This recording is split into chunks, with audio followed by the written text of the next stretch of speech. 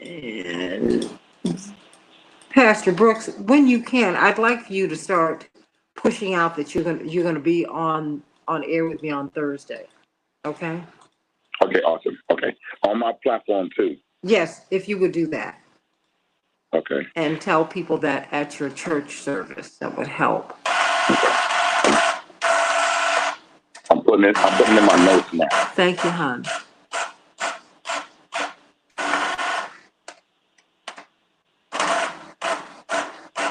And that's WVON? No. WCPT and AM 950 radio. No. WCPT. Uh-huh. Yeah. WCPT. Uh-huh. What did you just say again? 8:20 a.m. in Chicago and 9:50 a.m. in Minneapolis. You've got about 30 seconds. Thank you. No, it's done, honey. Okay. Great. Yep.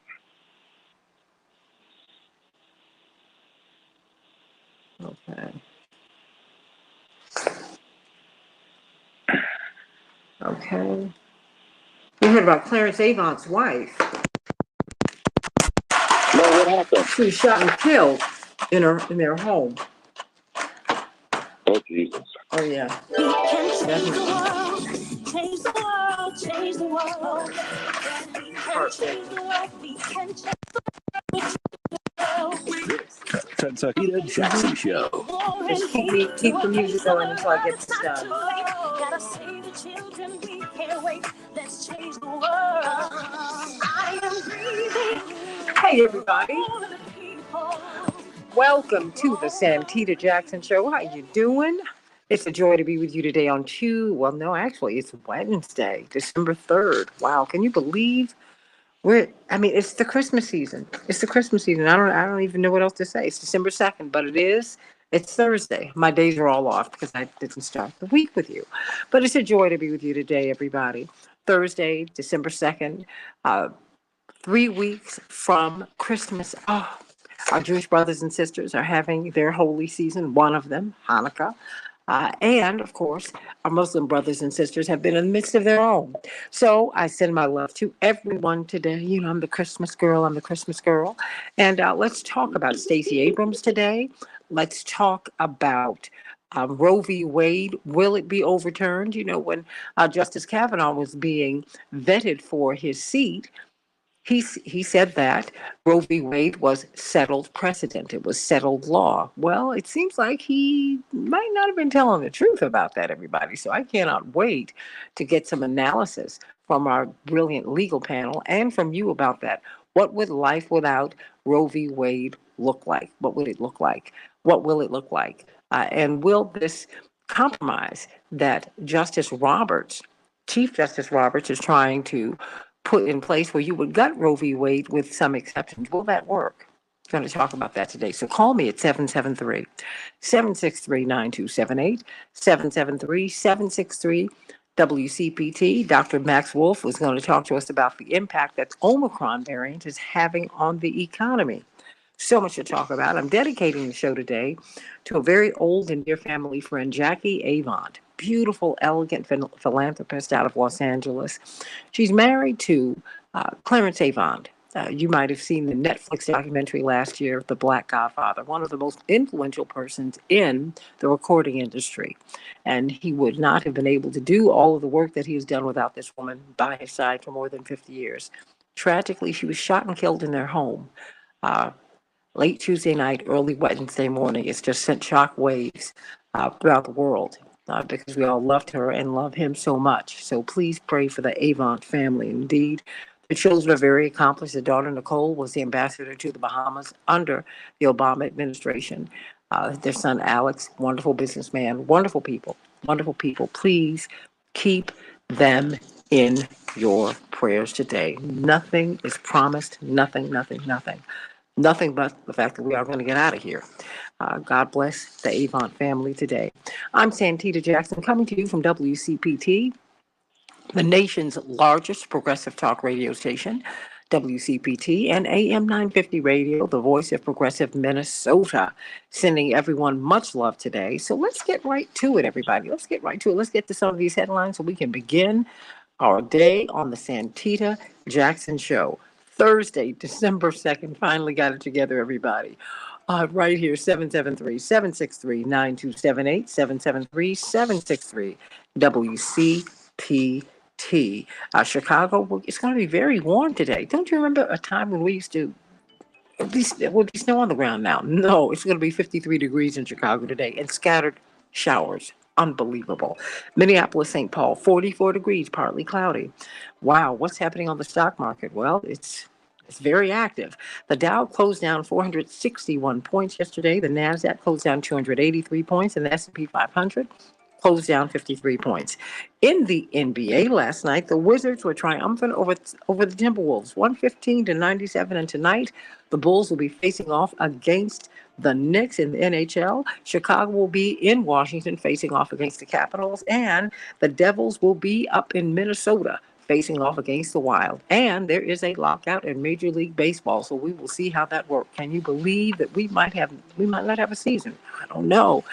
Here are a few things that you need to know today. The Supreme Court seems likely to uphold Mississippi's 15-week abortion ban. At the center of yesterday's hearing, whether abortion should be available until a fetus is able to live outside the womb, around 23 or 24 weeks, even though that more increasingly, the fetus can be much younger than that. So we will see. That's the standard set by Roe v. Wade, but that has changed as science has changed. We'll probably know this decision later on in the summer of 2022. Another teenager has died after the tragic shooting at Oxford High up in Michigan. Justin Schilling, a co-captain of their bowling team at a golfer, died. That makes 4 who have died. 3 other students were killed and 7 injured. The 15-year-old suspect, a sophomore at the school, will be charged as an adult with terrorism and murder, according to officials. It's an unusual move, everybody. The suspect's parents, who owned the gun used in the shooting, might also be charged. And interestingly enough, they were meeting with school officials the day of the shooting, concerned about the bullying that their son was having to withstand. Ooh. Wow. The coronavirus Omicron variant has been discovered in the United States. Out in California, a Californian who returned from South Africa on November 22nd, the patient was fully vaccinated but had not received a booster shot. So far, that person has mild symptoms, as the South African doctors, their medical association, have been reporting that this is a mild version of the coronavirus, everybody. The U.S. will require stricter testing for travelers entering the United States. Everyone, including Americans, will have to get a coronavirus test one day before their flights, regardless of vaccination status or which country they're coming from, starting early next week. Keep trying to tell everybody your vaccination status is really ceding in importance to your COVID-19 status. Are you COVID-19 positive or not? Stacey Abrams, she's at it again, everybody. She has announced another run for governor in Georgia. You know, she lost the first time. It was a squeaker, and many people feel that she is rightfully the governor. We cannot wait to see what this rematch between Stacey Abrams and Governor Brian Kemp, to whom she never conceded, what that's going to be like, everybody. So let's get to Pastor Darius Brooks, and let's get some good news. Need that today. Pastor Brooks, how are you? Good morning, Santita. Good morning. I'm so excited. God is still God. He ain't changing. And I tell people, don't reduce God to good. God is God, but if you keep in God, He'll keep you good. I just heard you talk about Stacey Abrams, which is going to be the message today on how we as individuals, watch this, can have the care that we need to do the things we need to do as individuals. Watch this, Santita. 1 Peter 5:6 says, "Humble yourselves, therefore, under God's almighty hand, so that in due time," check this out, girl, "He may exalt you or lift you up in honor." if I had to use, I thought today I'm about to shout already. It's when the care I want is now. Santita, how do we really know how to do this? How can we really know what we're sensing within us? It's actually the voice of God. How do we know when God is speaking to us? Since things are in constant movement and change, being constantly influenced by things that's happening in the world. Santita, how do we develop this ability to hear him with a degree of confidence? Well, the works of God, his word, in our head and heart brings his spirit or our heart to life for salvation. It awakens the thoughts of our thoughts and our heart's desire through sanctification. This word sanctification, Santita, means he sets us apart individually to think individually for our individual selves based on his plan for our individual lives, just like Stacey Abrams. I'm able to do this again. So I'm on the inside of me telling you to do this again. Meaning he sets you apart from how others are thinking as an individual believer and makes sure you're thinking his thoughts for you. It gives you evidence that he wants you to know he's God. Girl, I'm about to run about this. When the care I want is now, God's word confidently lets you know he guides you through whatever is coming your way. When you stay immersed in God's word, your conscious or how you process God's word is important because it will become aggressively more sensitive to how God wants you to do things.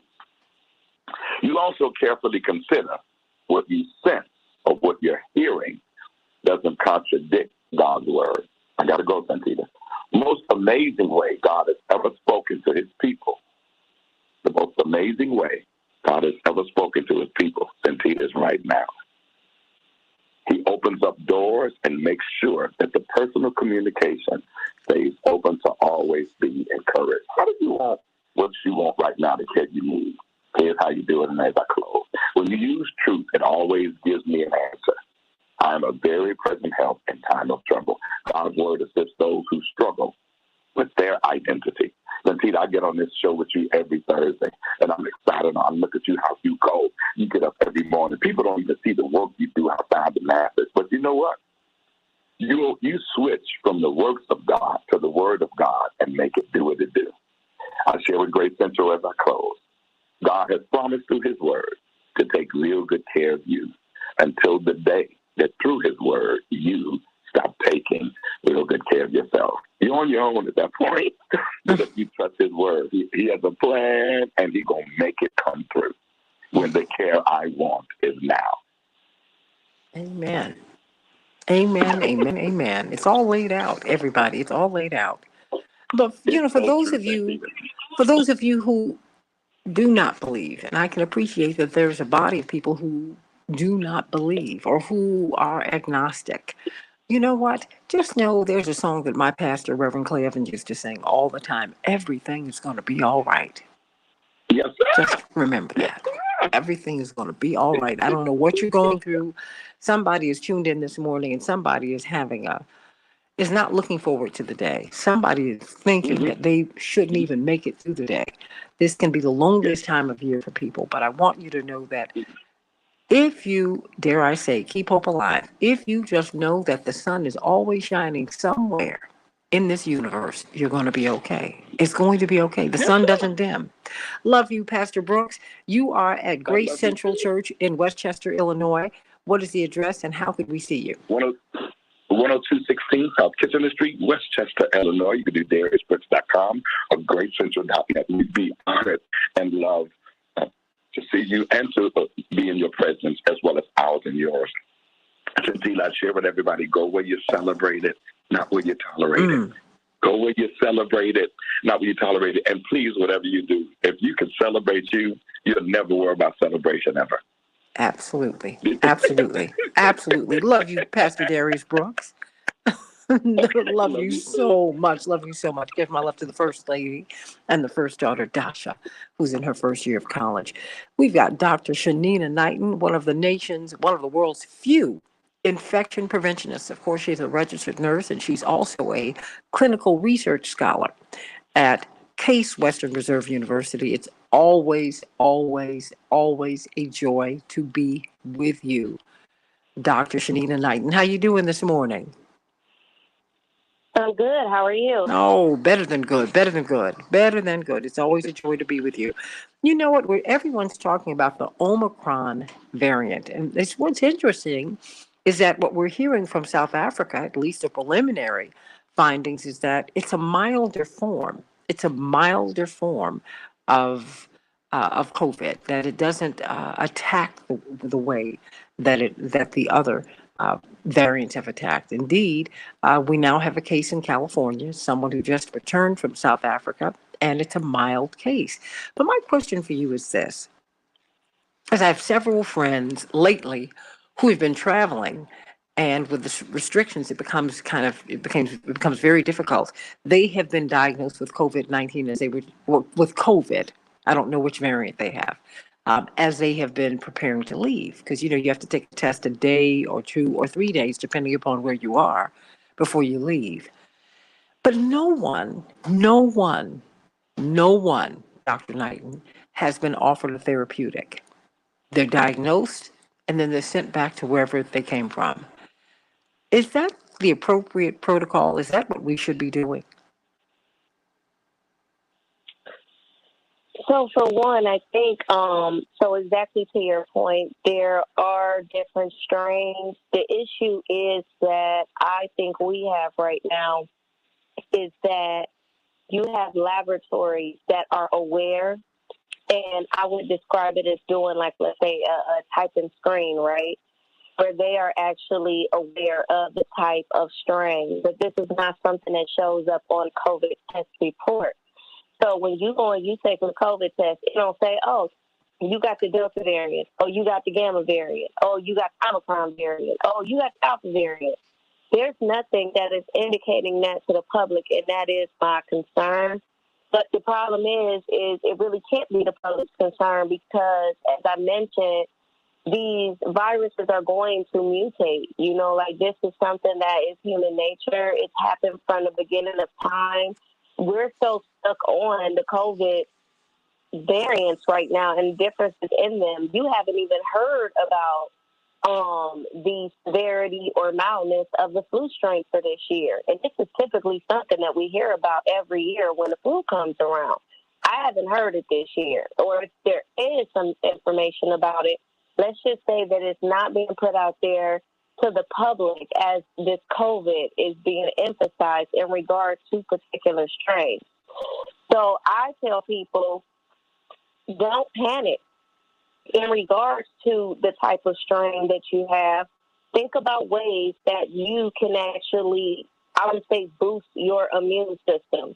We know that having a balanced diet, making sure that you're taking vitamin C, making sure that you're eating healthy, making sure that you're not putting foods that contain preservatives, additives in your body is going to tear your immune system down, even when it is at its weakest and you have COVID. The other thing is if you have COVID and you're living with others, how do you protect them from getting COVID, right? And I'm bringing these things up because I know your question is should they be seeking prophylactic treatment? What is prophylactic treatment? It means that, hey, if I got COVID, what can I take and what can I do to make sure that my symptoms are not getting worse?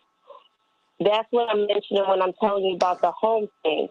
I'm telling you about the home things that you can do because, unfortunately, we know that it is no, I would say, set guidelines that are being followed that is accessible to the public that says, hey, if I have mild to moderate symptoms, I know I can go to my primary, or I know I can go to a hospital and seek, a monoclonal antibody treatment or some other form of treatment such as remdesivir to make sure that you can prevent or reduce your chance of having severe symptoms. If you have chronic conditions and you have COVID and your COVID is mild, I would honestly be shouting those chronic conditions to the rooftop. What are chronic conditions? These are long-term conditions that you may have, such as diabetes, high blood pressure, if you are overweight, if you have a respiratory illness. These are things that you want to make sure that you're telling your primary care about or a hospital, urgent care, wherever it is that you may choose to go into, and let them know that you have some of these risk factors, and let them know that you are concerned about your symptoms becoming worse when it's potentially too late, and that this is something that you want to correct or alleviate ahead of time. And so when I think about things, that's what my suggestion is when I'm telling individuals, start thinking about ways that you can take care of yourself and prevent symptoms before someone else before you're putting your care in someone else's hands. Everybody, are you taking care of yourselves? I mean, what would you advise people to do? I mean, because now we're seeing Michigan do something that, quite frankly, we haven't seen. Now they are closing Michigan schools. I knew you would like this, to do a deep clean for COVID-19. This is from the Detroit Free Press. School supplies list this year come with a new request: disinfectant wipes. As Michigan case rates increase, as they're reaching record levels, schools are looking to mitigate the number of cases in any way they can, and more are closing or switching to virtual learning in an effort to clean more rigorously. Would that be something that they would need to do every day? Yes. So cleaning is a part of it, and the reason why people have to clean thoroughly is because people are not cleaning their hands. And how I mention all the time is that everything works in tandem, right? So we guarantee that people clean their hands. Let's say if they clean the environment, because you got products out there that they say, hey, if it can clean a surface and kill things on the surface for up to 24 hours. So those types of products will help. However, the problem that we have right now is that you even have cleaning staff that are not trained on how to properly use products. So if you have someone that is wiping down everything every hour on the hour, right? Mm-hmm. But they're not allowing the spray to sit for the proper contact time, that's the issue. What is proper contact time? On the bottle of your products that you utilize, there is the directions say contact time, and it may say 5 minutes. You may have to let that disinfectant sit on the surface for a certain amount of time in order for it to kill those germs before it is time for you to wipe it up. After you wipe it up, that is the disinfectant process. That means that you have minimized the amount of germs that are going to do harm. After you've done that, let's say it is a surface or something that kids play with, then that's where you'll want to clean it. So then you can take it and you can wipe it down, let's say with a soapy rag or, even a damp rag that doesn't have any soap in it. Just kind of wiping the remnants of the disinfectant off after you've cleaned it, so that way they're not putting it into their mouth. Let's say if it's a kid, that has a toy or something.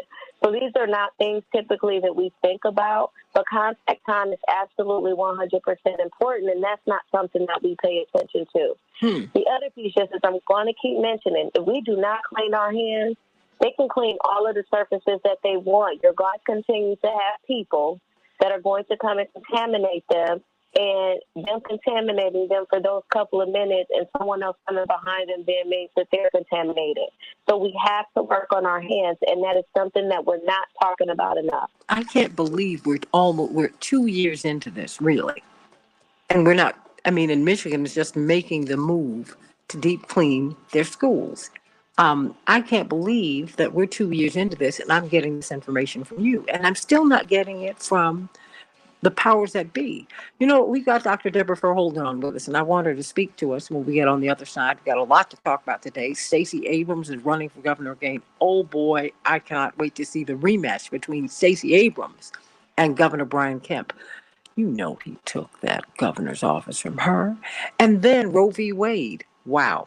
We thought it was settled law. No, no, no, no. We're looking at a court that is poised to overturn Roe v. Wade. What do you think about that? How is the Omicron variant impacting the economy? We got a jam-packed Santita Jackson show. Stay right here. Going to talk to Dr. Deb for a few minutes on the other side of the break. Back in just a few minutes.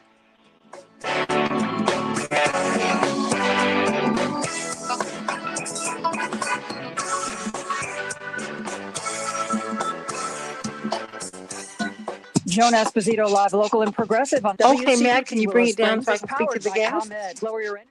Oh, thank you so much. Dr. Deb? Dr. Deb? Okay, go ahead. She should be Okay, on now. no worries. Dr. Deb?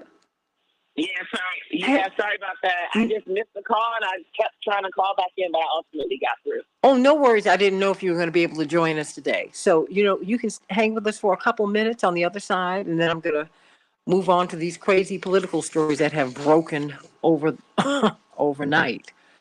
I'm so glad Stacey Abrams is going to have that rematch. Everybody, what do you think about that? This is going to be fantastic. 773-763 WCPT 773-763-9278. I was talking with Dr. Knight and Dr. Deb about Michigan schools closing for a deep clean. I'm like, wow, it's taken 2 years for them to figure that out.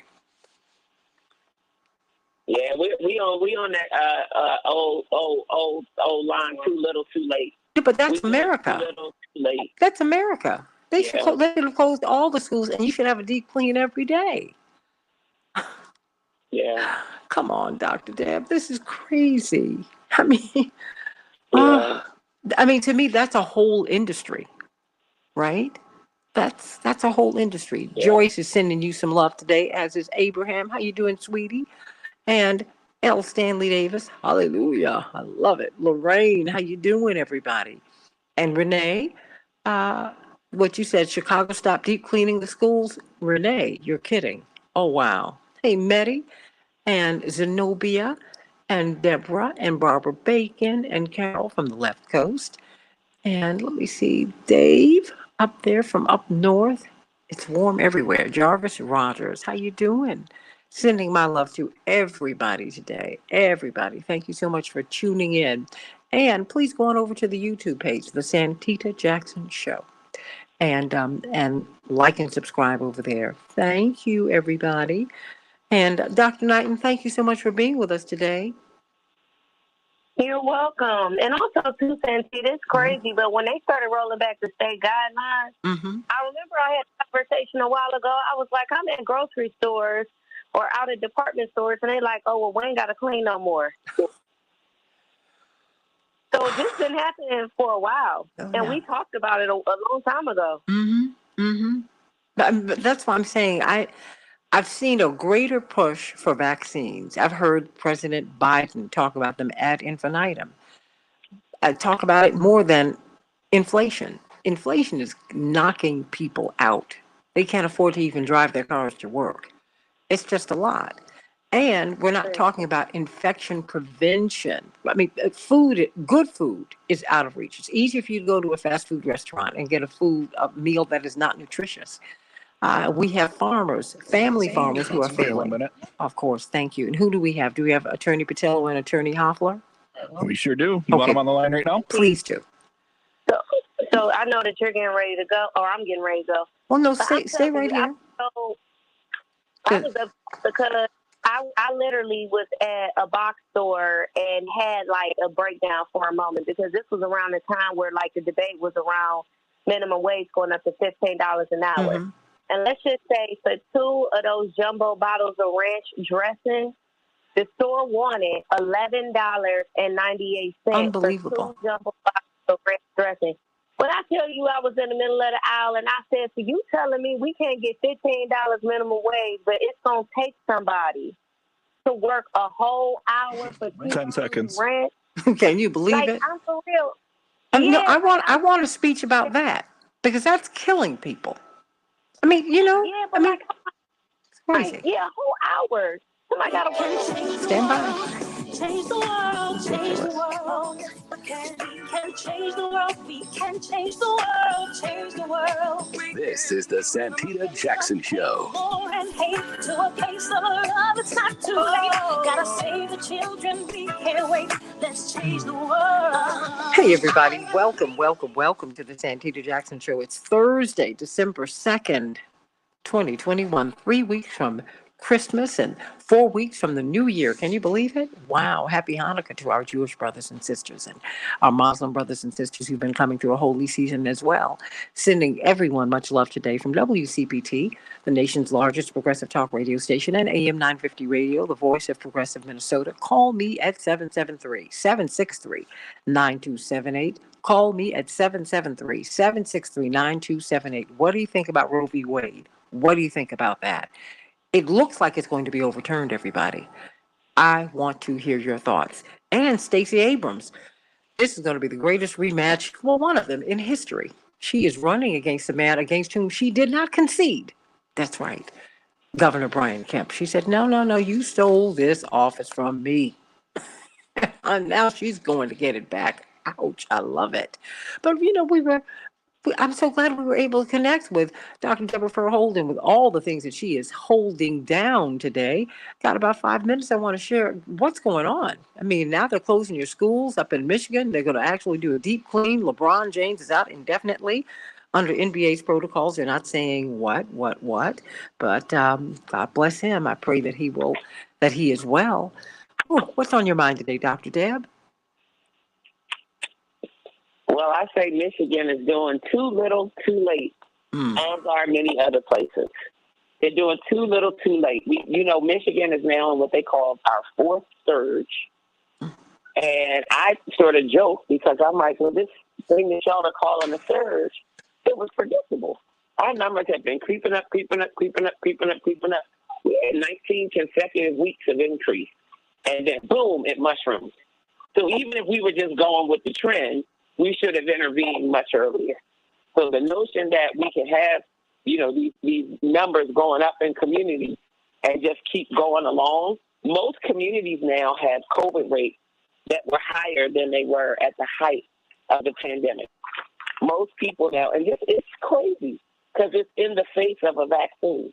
In the face of a vaccine, we've got more COVID cases, more COVID hospitalizations, and more COVID deaths in many parts of the country than we've had the entire pandemic. So I just caution people. We know what works because before we had a vaccine, we did things that helped us to, air quote, flatten the curve. So we just need to get back to that. We need to get right back to the basics. I hope it's nothing more. Everybody listens to this show every morning and then is mindfully washing their hands every day and watching their distance. If that happens, that would be a real victory for me. Well, then I have another question for you. We've got now the Omicron variant.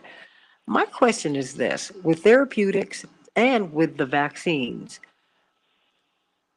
are vaccines and therapeutics, do they have to be variant specific? That is to say, if you're treating the Omicron variant, even though people are rarely given therapeutics, or certainly not giving them enough, in my opinion, does it need to be variant specific? I mean, do we need to have a vaccine that's variant specific? There's benefit to things being, I don't know if it's variant specific, but being more current and relevant to the strains that are out. So as an example, we've heard a lot about monoclonal antibodies, right? And basically what monoclonal antibodies are is you take the antibodies from somebody who has contracted COVID and recovered. Those people produce antibodies. For some people, their bodies won't have as robust of a response in producing antibodies. So you can literally give them the antibodies that come from another person, and that will give their immune system that extra boost to then fight off the virus. Well, you're making antibodies to the virus that you were exposed to. So if you were exposed to some earlier strain of the virus, you produce antibodies to that strain of the virus. If you then give somebody who contracted the Omicron strain those antibodies from somebody who had an earlier strain, you're giving them antibodies for an earlier strain. Think of it, the strains as like cousins. And, you have some cousins that look like they could be your siblings. And then you have some cousins that y'all don't look nothing alike. Mm-hmm. That's what we're understanding now about these different variants. Some of them, they're not too different from the original strains, and some of them look very, very different or behave very, very different. If they look very different and behave very different, they won't be as responsive to old antibodies or the antibodies from other strains, because the antibodies won't have the same effect. They won't recognize the virus. It'll just look different, and so they won't have the same impact. So in an ideal world, yeah, if you were getting, I'm just using monoclonal antibodies as an example, if you were getting monoclonal antibodies and you were exposed to the Omicron variant, ideally you'd be getting the monoclonal antibodies from somebody who recovered from Omicron. Will there be benefit in monoclonal antibodies, period? Absolutely. But the greatest benefit will come from getting antibodies that match the ones that you got, as far that match the strain that you got. As far as these other therapeutics and the vaccine, think of it same thing as the flu vaccine. The flu vaccine changes every year, and the flu vaccine is built on the dominant strains of flu from the year before. Why? Because it mutates. It's a little bit different. So we don't just have one flu vaccine, because we know it would have waning effectiveness out in the world if we just use the same flu vaccine year after year. It has to match the dominant strains of flu. And actually for flu, it's really matching the dominant strains of flu from the prior flu season, right? So, yeah, so this is a part of, I'm convinced, why we're seeing more, air quotes, I'm using the air quotes, breakthrough infections, is because what the vaccine was built for is a little bit different now than what we're seeing out in the world and the actual, strains of the virus that people are being exposed to. Okay. So there's still benefit in the vaccine, but it's not the same level of benefit. It would be better if it was more specific to the strains that we have now, which is why I keep telling people what is coming are second generation vaccines. And they will be based on the dominant strains that we have now. Well, you have heard it here, everybody. This is why we need the information. We need the latest and greatest information. And she is on with us every day, Dr. Deborah Verholten, helping us to really understand what we're looking at. And I think that the better we understand it, the more relaxed we'll be. Knowledge is power. Information is empowering. And you can make the best decisions. Wash your hands, everybody, properly. Call me at 773-763-9278. We have another health story in the news. Roe v. Wade, will it be overturned? Before we get to that, I'm joined by Robert Patillo, one of your favorites, Dr. Deb, Mic Drop Rob, and let me see, and of course, we all love the brilliant attorney C.K. Hoffler. They're with us today, going to help us to break down these cases, Roe v. Wade. There's a lot there, but you know what? You all are both in Atlanta, and the rematch of the century, or at least of the first 20 years, is upon us. Come on, Stacey Abrams is taking it to Governor Kemp. First, come on, talk to me, C.K. Hoffler, very quickly. What is that looking like? Are people excited about it? About Stacey Abrams? Absolutely. Very excited. She has created a momentum like none other. Even her detractors have to admit that she played this well. So Brian Kemp, he better brace himself, because she is able to galvanize support across the aisles, quite frankly, across the color lines, across cultural lines, and she is speaking truth to power while doing it, and that is a rare combination. So I think a lot of people are excited. She's got a lot of support, a lot of momentum nationwide, but especially here in Georgia, and I'm personally looking forward to it. Robert Patillo, what do you see? Well, I think it's important for us to understand. Yeah, I think it's important for us to understand that above all else, we have to start having more of a cognizant conversation in the country about what exactly we want to happen, what we want to see happening. We have a media narrative which is fed to us directly. We have a government propaganda machine which is funded by many of those same media sources. Even if you look at the Cuomo case, you have so many people who are just in bed with each other. when it comes to what the media narrative is, what the governmental narrative is. We have to start taking it into our own hands and determining what exactly how exactly we want to shape this conversation and who we want to be those voices speaking up for us and those voices that are really pushing for the agenda that we're demanding. Everybody, what do you think about it? Let's talk. 773-763-9278. 773-763-9278. I know that the closer we get to this election, the more excited and more enthralled we are going to be with this. I cannot wait. Let's get to Roe v. Wade.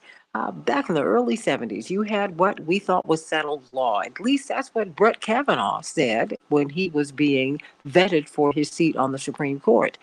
They asked him about Roe v. Wade because he is conservative, and he said, it's settled precedent, so there's nothing to talk about. Roe v. Wade is what it is, but that's not what he said yesterday. It seems that Roe v. Wade, the iconic decision that gave women more freedom, more control over their reproductive systems, and really increase our reproductive rights. Well, he said something else. He said, no, wait a minute. Now we're looking for viability. That is what these Supreme Court justices now are looking for. And Justice Roberts thinks that he's come up with a compromise. But at the end of the day, it looks like Roe v. Wade will be gutted. It will be ended as we have known it for a couple of generations now. What do you think about that? 773-763-9278. 773-763 WCPT. I want to get your thoughts in Minneapolis, Minnesota, and St. Paul, and in Chicago, and in Oak Park, and in Detroit, and in Atlanta, and in Washington, and all over the country and all over the world, people who are listening to us. What do you think about this? Let me start with you, Attorney C.K. Hoffler. Whoa, Roe v. Wade. What did you see yesterday with these Supreme Court justices? What I saw yesterday, first of all, good morning, Santita, and this wonderful panel. What I saw yesterday was most disturbing, but what I saw yesterday was what was very predictable. We knew that with the appointment of 3 conservative U.S. Supreme Court justices, we would have a conservative court, 6 conservative justices and 3 liberal justices. And so what we saw yesterday was down party lines pretty much, as Justice Sotomayor said, and I'm paraphrasing, where, in my humble impression, this Mississippi law that calls for a ban on abortions after 15 weeks, which is what they deem to be the period of viability, is going to be upheld by the U.S. Supreme Court. Now, I can't say it for sure, but when you've got Thomas, Alito, Gorsuch, Kavanaugh, Amy, and Justice Roberts, all of them we know are going to line up and are going to form the majority in this case. And there's going to be no question that the Mississippi law, I believe, is going to be upheld. What will that mean? That will mean that there will be an effective gutting of Roe versus Wade, which has been the law for almost 50 years, since 1973, as you said. Santita, I got to disclose, I did sit on the board of Planned Parenthood in West Palm Beach, probably about 15 years ago. So I got to disclose that. So I do feel pretty strongly about this issue. But focusing just on the law and what the U.S. Supreme Court is doing, I think we can predict that unless something dramatic happens, which I don't foresee happening. So what that will mean effectively is that states will have the ability to determine whether a woman, this is what it could mean, would have the right to get an abortion, even in cases of incest and rape. It will and if we're going to leave it to states like Georgia, with our current governor, or Florida, or Alabama, or Wisconsin, or, Minnesota, or many states in the union, we will be seeing a severe curtailment of a woman's right to control her reproductive system and what happens to her. A woman's right to choose what happens to her body. And I have to tell you, the disproportionate impact on Black and brown women of this decision is going to be astounding. Of women who don't have resources, it will be astounding, because if you have money, you will simply catch your plane and travel wherever you can get an abortion. And that's that. But the vast majority of women don't have the resources. And let's not forget just as we listened to Dr. Deborah Verholden, again, give us brilliant guidance as it relates to COVID protection and the like, we're operating in a pandemic still. I don't care what anyone says. We're in a pandemic. So during a pandemic, you mean to tell me that this is happening in women's ability to choose over what happens to their body and their reproductive systems will be curtailed in this day and age? That is something that we really have to sit and think about. We really have to sit and think about in our communities. And that's what I see, Santita. That's the bottom line. Well, let me get the women, and then I'm coming to you, Robert. Dr. Deborah Verholden, ending Roe v. Wade, what will that do? Is Dr. Deb still there? Well, Dr. Knighton, are you still there? They both dropped. Sorry. Oh, okay. Well, Robert Patillo, Roe v. Wade. Wow. The end of it. What does that mean? I think that, quite frankly, I want men to participate in this conversation too. This is a conversation for us to have as Americans, as human beings. You need to have this conversation. What do you make of this decision? I mean, of this, of what could be coming down the pike. Listening to the questioning yesterday of the justices, what was central to their questioning to me was the viability of the fetus, the viability. How long can this fetus survive outside the womb? What do you make of this? The possible gutting of this? The interesting thing that we have to remember is that in our system of government, the Supreme Court is not supposed to make law. And so the people who are spreading over this, you have to understand that the Congress and the president can sign into law at any point in time a bill to codify this, to turn this into actual federal law instead of judicially created fiat. And so for the people who believe in this and support this, this is your time when you have a Democratic majority in the House of Representatives, a Democratic majority in the Senate, a Democrat in the White House. This is the time where you can actually push through the type of federal legislation needed to make this permanent federal law. We do not have to depend on there being 6 or 7 justices of the Supreme Court to agree with you, because since we've always kicked this down the line and never actually voted on it, that's why all it takes is a simple decision by the Supreme Court. So this is that time where you have to start pushing back against your elected officials and let them know that this is the line that we will not cross. And I think that with all the consternation, all the political slogans we get, this is that time again where you can actually make an impact and then create an actual law, so it's no longer just in the hands of the majority on the court. Maria, what's on your mind today? Hi. Hello. Good morning, everyone. Good morning. What's on my mind is several things. First off, I believe Roe versus Wade was originally decided on a privacy right. It's now boiled down to the rights of the mother and the rights of the fetus. And it seems like it's going to be modified. The Supreme Court's going to modify it that only those women who've been impregnated through incest or through rape, or if their lives are at risk, it's between the mother's life or the fetus's life, maybe they'll modify it to include that as well.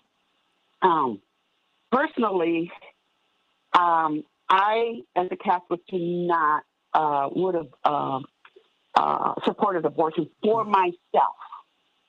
I am pro-choice. I believe everybody has the choice to decide what is best for them, for their body. What they know and feel intuitively is what's best for them. That being said, with this gapping or gorging of Roe versus Wade's bill, will really create a lot of long-term consequences. Because as we can see, there is a small group of people, or the population, that is fighting to preserve the rights of the fetus, the unborn fetus, to survive. But then they're gone. Where are they when it comes to providing aftercare for these children? Where are they when we need to feed them? Where are they when we need to provide medical care? Where are they when we need excellent school system, excellent education for these children to grow up to be productive members? And where is the empathy for the mother who is now stuck? And I hate to use that word, but that's how they're going to feel. These women who feel like their rights were taken away from them, like rather brutally, especially those women who have no resources, because those who have the means are just going to go to another country, another state, and get the abortion, calling it a DNC or a DC, whatever you call it, and have it done. Okay, so the hypocrisy, the irony of all of this is that there's going to be long-term consequences, and these children that are going to be born may feel the repercussions of this. So, it's a very complicated situation. It's a very complicated issue.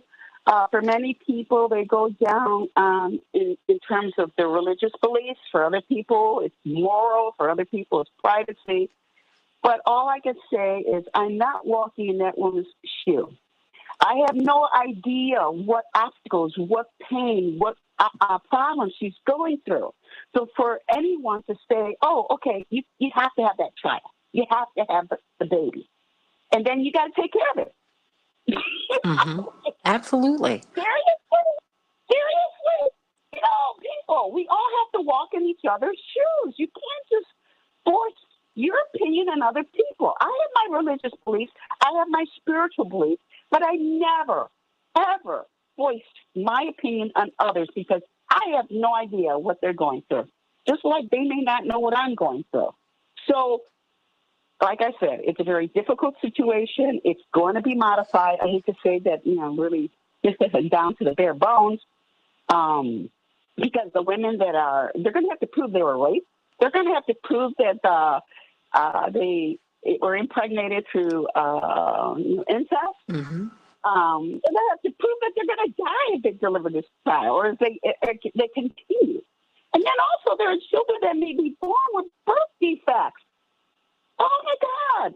Well, I will say this: being born with a birth defect is not a reason to reject a child, and I know you're not saying that.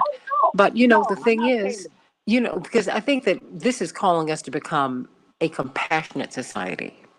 I mean, all of these issues that you've brought up, the thing is, we love zygotes and embryos and fetuses, but babies not so much, because we're not trying to feed them. We don't have programs for that. We're not trying to have paid family leave. We're not trying to have medical care for the babies. We're not trying to get prenatal care for the mamas. We're not trying to get public schools that work, that really optimize the potential of our young people and support their parents. We don't do any of that. So to me, this discussion, Maria and CK and Robert, really is about something else. I think it's about control. This has nothing to do with the love of a child. This has nothing to do with the love of a family. And I, like you, Maria, privately, an abortion would not work for me.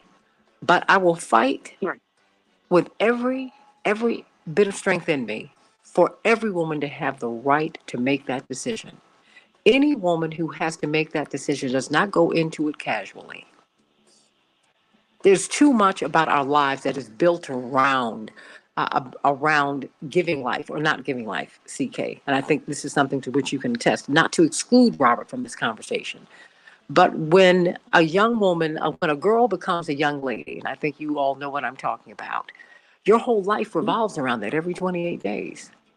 This is something that's at the center of our lives, Maria and CK. It's at the center of our lives. So this is not something that you do casually.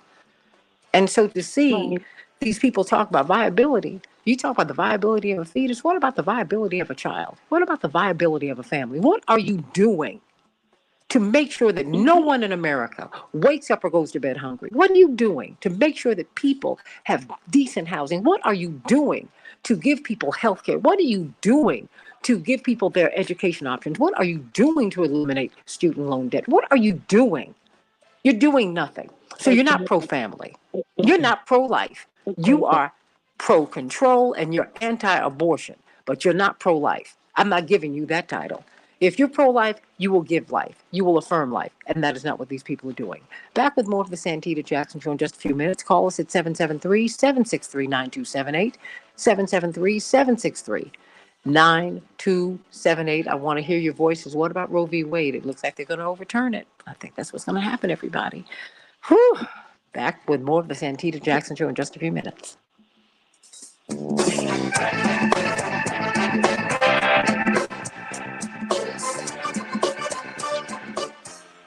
Renee says, thank God the ultrasounds didn't show all of the medical defects or challenges, let's put it that way, that her granddaughter had. The blessing to her life, to your life and your family's life that this child has been. Absolutely. Absolutely. We're so quick to throw people away. What is that about? What is that about? No, I'm not with that. I'm not with that. Maria, thank you so much. You want to say something before you go? Yeah, one more thing. I was very affected when I was a 13-year-old by the death of my aunt from pregnancy. One more thing. I was very affected. Oh, hold on. I'm sorry. Yeah, she died from giving birth to her child. And I know pregnancy is a risky condition. Always. And, yes, it's happy. It's happy and all that, but I think people forget that the mother can die. Well, it's the closest that a woman comes to death at any point in her life until she dies. I mean, CK, we've got maternal mortality in the United States that rivals that of the global South. And Black and brown women, and Black women in particular, and Indigenous women even more so, are more likely to die giving birth or just after giving birth. What is this? I mean, CK, your thoughts? Well, having given birth to two children, a woman is closer to death when she does give birth. That's a fact. And it doesn't matter if she's giving birth via vaginal canal or if she's giving birth through a C-section. She is closest at that moment. And yet it can be the most glorious moment that a woman does experience. But an issue for me is really not that. It's just really a woman's right to choose what happens to her body. That's what it is. That's what the issue is for me. I don't take a position on whether someone should or shouldn't get an abortion. That's not my business. Thank you. But it's definitely not the government's business. So I feel that it's not about us trying to tell someone they should or should not get an abortion. It's more allowing that woman to make a decision. And I submit again, if anyone is prepared to say that the government should be engaged in a decision of whether a man should be castrated, then let's have that discussion. Let's compare apples to apples and oranges to oranges. Because I would dare say 9 out of 10 people would say, absolutely not. The government should never be involved in the castration of a man or a man's decision of whether he should be castrated or whether he should We have Attorney O'Neill in a position of not being able to bear children. That should never be a determination by the government. Well, as they clutch the pearls. Why are we, right. So, as they, and say, where are my heart pills? That I even raised that issue. But so why are we having this discussion about women? We have a law that's been on the books since 1973, this national law that's in Roe versus Wade. And so I think that oftentimes what happens is once a law is repealed, such as or virtually repealed, such as what happened with the Voting Rights Act due to the opinion of Shelby County versus Holder, and we feel the impact of it, such as voter suppression throughout the country, then we start, backpedaling. Well, we don't need to backpedal. We need to front pedal.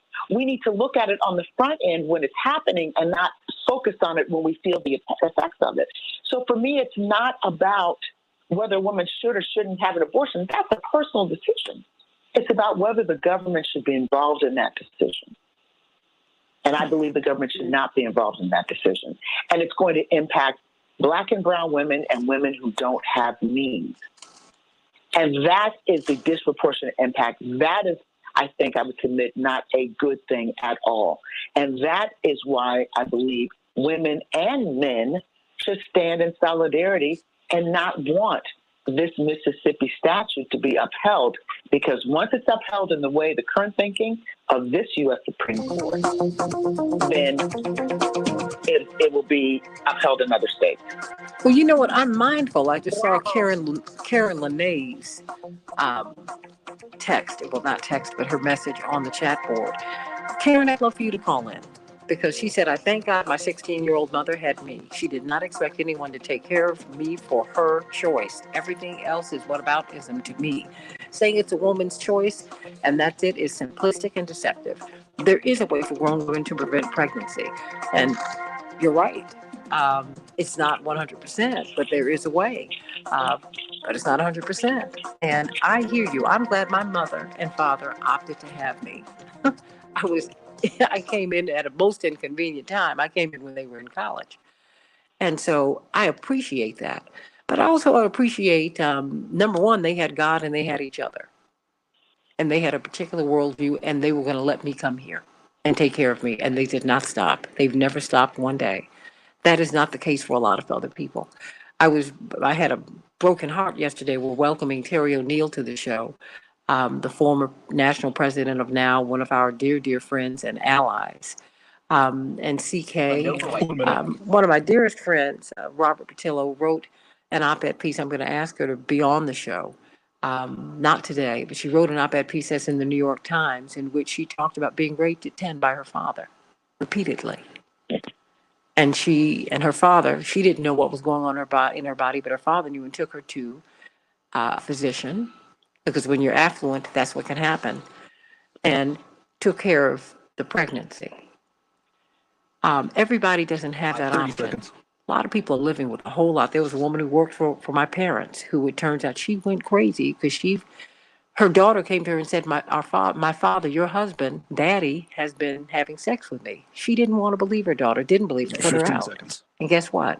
When she found out that it was true, she lost her mind. There's a lot to this, everybody. There's a lot. Please call in at 773-763-9278. I'm going to have that 1 minute read at the end, okay? Change the world, change the world. Can change the world, we can change the world, change the world. This is the Santita Jackson Show. War and hate to a place of love, it's not too late. Gotta save the children, we can't wait. Let's change the world. Hey, everybody. Welcome to the Santita Jackson Show. Let's talk about Roe v. Wade. Dr. Max Wolf has consented to talk with us about that. He wants to weigh in. Of course, attorney C.K. Hoffler is with us, former president of the National Bar Association and the chair of Rainbow Push, the current chair. And then we've got the Southeastern Regional Director from Rainbow Push, brilliant civil rights lawyer, Robert Patillo. Of course, they're both radio hosts on WAOK out of Atlanta. You can catch CK at 11 o'clock Eastern Standard Time every Tuesday, and Robert from 1 to 4 Eastern Standard Time every Sunday on WAOK. And we've got Dr. Max Wolf coming on with us at the bottom of the hour. I want to hear your thoughts about Roe v. Wade. Karen, I would like to hear your thoughts. I really want to hear what you're thinking. I want to hear. A lot of people have a lot of different feelings about this, a lot of different thoughts. So let's talk about Roe v. Wade today on the Santita Jackson Show. 773-763-9278, 773-763-9278, coming to you from WCPT, the nation's largest progressive talk radio station, and AM 950 Radio, the voice of progressive Minnesota, and Meet My Morning Stars on the Santita Jackson Show YouTube channel. And like and subscribe and meet them over there, and meet us over on the Santita Jackson and Friends Facebook page. All right, everybody, let's get some of these headlines out the way so we can get right to the rest of the show. Chicago will have a high of 53 degrees, scattered showers. Minneapolis, St. Paul, a high of 44 degrees, partly cloudy. The Dow closed down 461 points yesterday. The NASDAQ closed down 283 points. The S&P 500 closed down 53 points. In the NBA, the Wizards were triumphant over the Timberwolves, 115 to 107. Tonight, the Bulls will be facing off against the Knicks.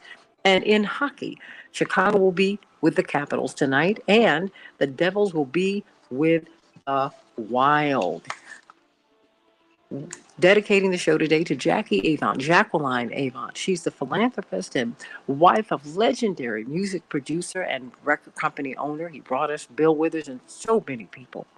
Clarence Avant. He just was inducted into the Rock and Roll Hall of Fame just a few months ago. Of course, she was by his side. They were married more than 50 years.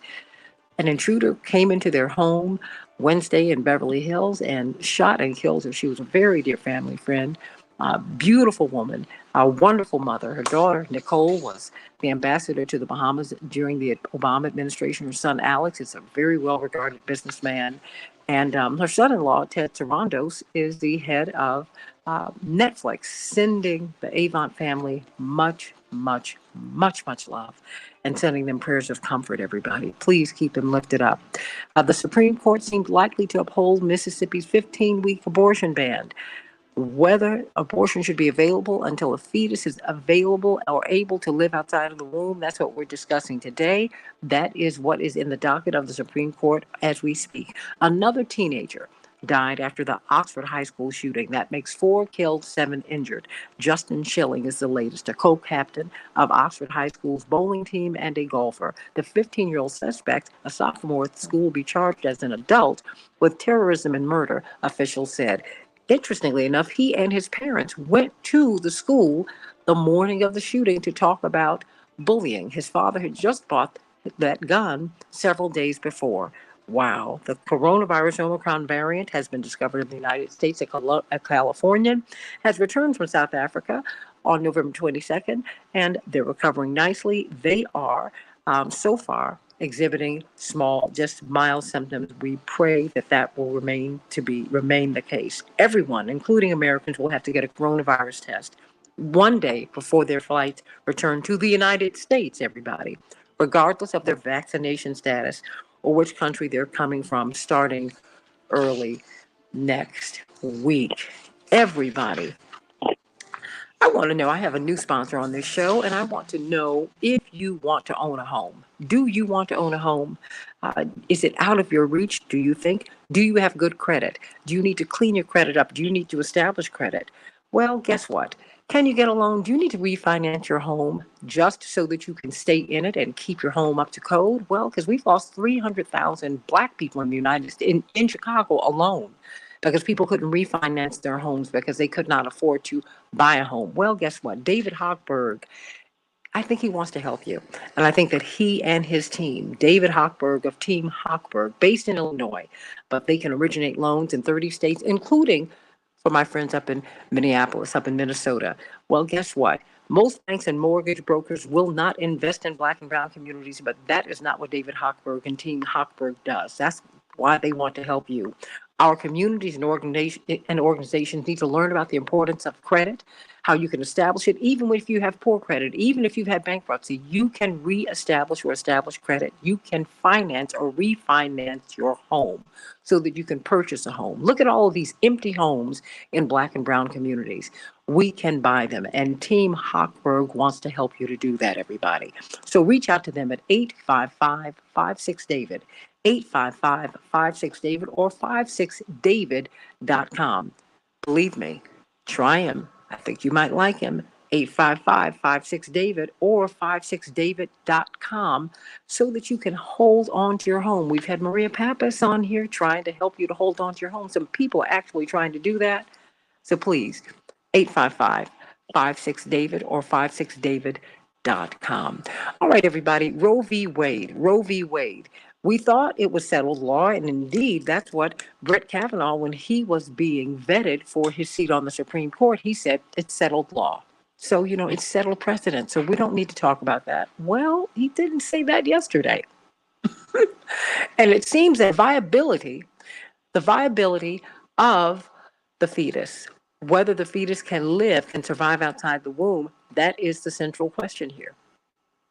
Now, when this case was settled in 1973, the fetus could survive out the womb after 23 or 24 weeks. Actually, that time has, a fetus can survive a little bit longer now because of the advances in science. What do you think about this? A lot of people have a whole lot of thoughts. And I have to tell you, I have a problem with people calling themselves pro-life if they are anti-abortion, because you can't be pro-life if you don't support decent housing, if you don't support equal access to equal high quality health care and decent housing and education. You're not pro-life to me. If you're going to be pro-life, you go from the womb to the tomb. Okay? And people have all kinds of circumstances. My heart broke yesterday as I was reading an op-ed piece in the New York Times. Very, very dear friend of mine disclosed to the world that at the age of 10, her father started raping her. She didn't know what was going on in her body. Her father took her to the doctor and had the doctor perform an abortion. A lot of people live with a whole lot. Fortunately, she was affluent, and even though her father was abusive, can you imagine if she had had to have the baby?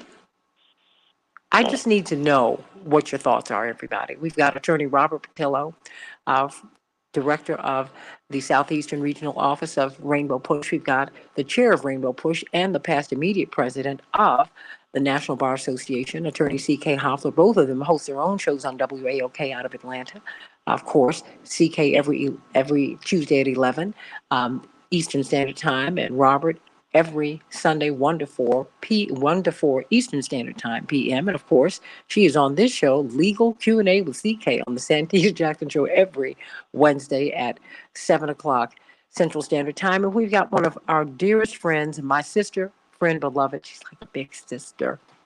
I just love Attorney Terry O'Neill, who's been working in this space for a long time.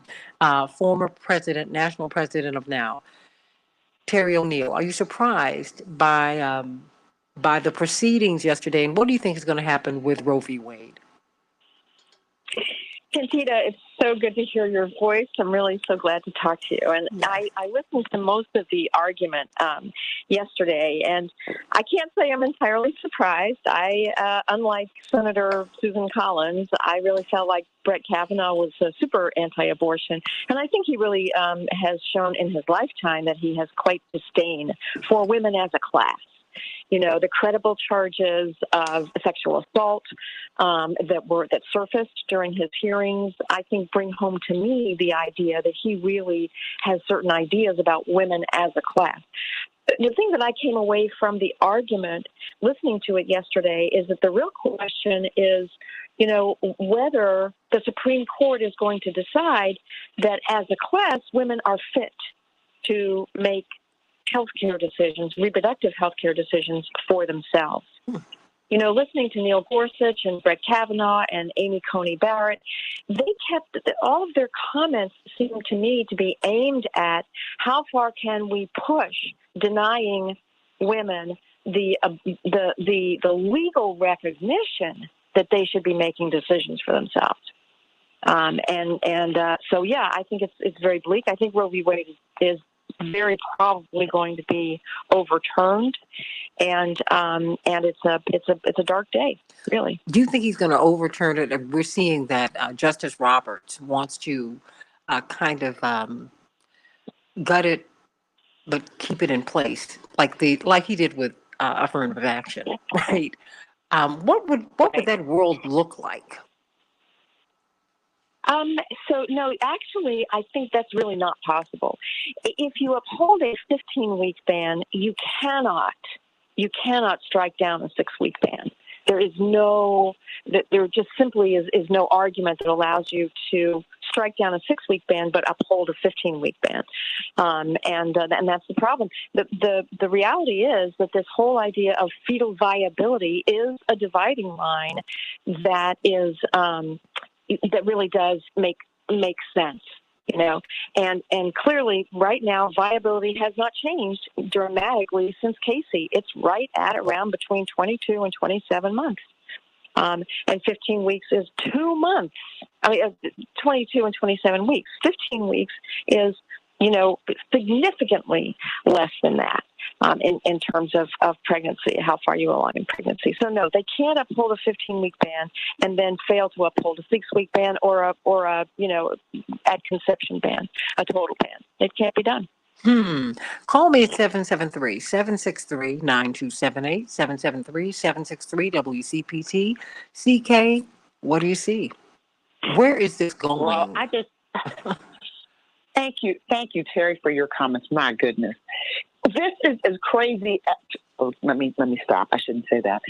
If you believe that that there's a concept of being half pregnant, or that concept, then you would believe what Justice Roberts is trying to do.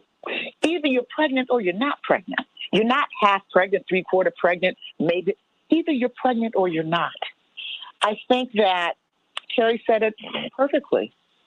The real issue is, do women, in my impression, I'm going to be dramatic, do we have the mens rea? Do we have the intellectual capability, the social capability to make decisions about our reproductive health? Are we capable? Are we able? Or are we completely incompetent? That's how I see this. It's just inconceivable to me, just as it was inconceivable to me during the Shelby County versus Holder case, that we're having this discussion right now in this country at this time. It's inconceivable to me, but we're here and we've got to face it and face the reality, because in my impression, they're going to uphold this Mississippi law. Oh, yeah. And it's going to wreak havoc in the state. It's just going to happen. And we're going to have to live with it and deal with it. And I'm with Justice Sotomayor when she said the only thing that's changed in 50 years is the composition of this court. And it's 15 U.S. Supreme Court justices over time have upheld it. Why is it any different now? And by the way, I don't even know who could have possibly believed Justice Kavanaugh when he was doing his confirmation hearings about this.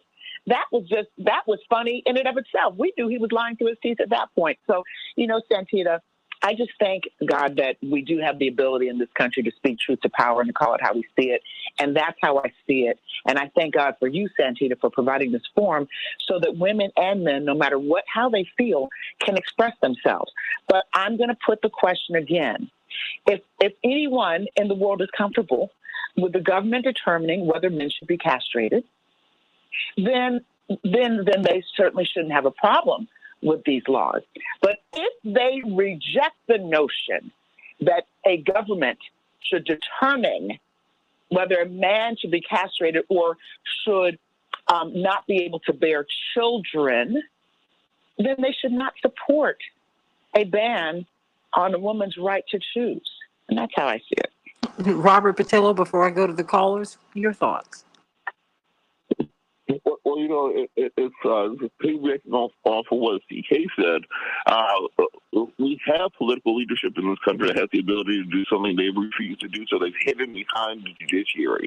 They're going to have to stop hiding behind that. Regardless of where you stand on the issue, we need to have a permanent and settled word on it as to what the rights are going to be, and just a continuous battle for a half century to try to sway the court one way or the other. And also, we have to look at the way we do confirmations. There was one time in history when Supreme Court nominees had 99-0 votes when it came to the Supreme Court. That day is long come and gone. So we can't simply continue to politicize the Supreme Court because they don't have an army. They don't have any way to enforce their decisions. And if the people lose legitimacy and the belief in the court system and believe it's completely politicized, then we lose that branch of government as being a legitimate governing body. Let me go to Mama D. Mama D, what's on your mind? Hallelujah. Greetings, and thank you for taking my call.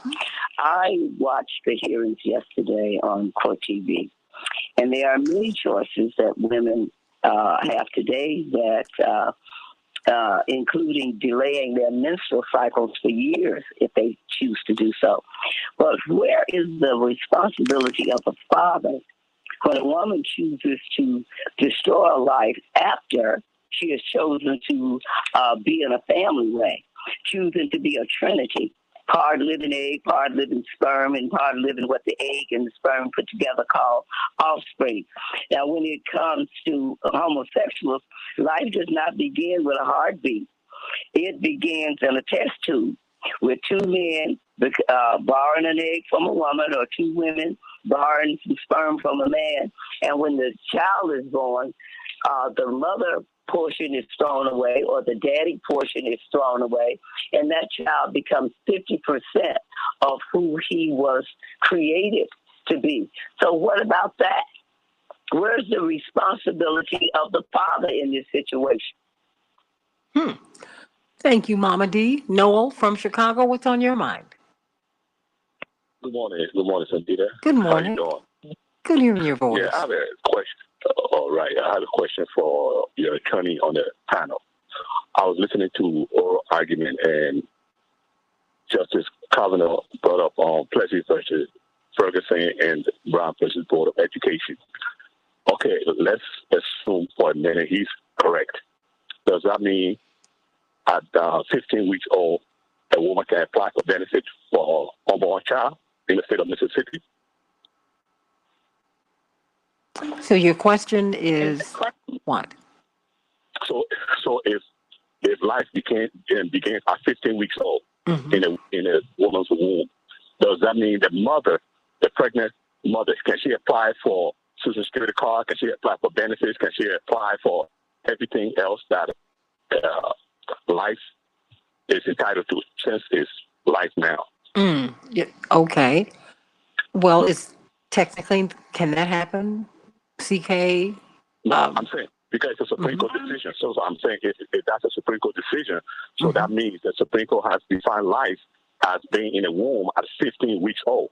So technically, if I'm a pregnant mother, I can apply for Social Security card for my unborn child, right? Okay.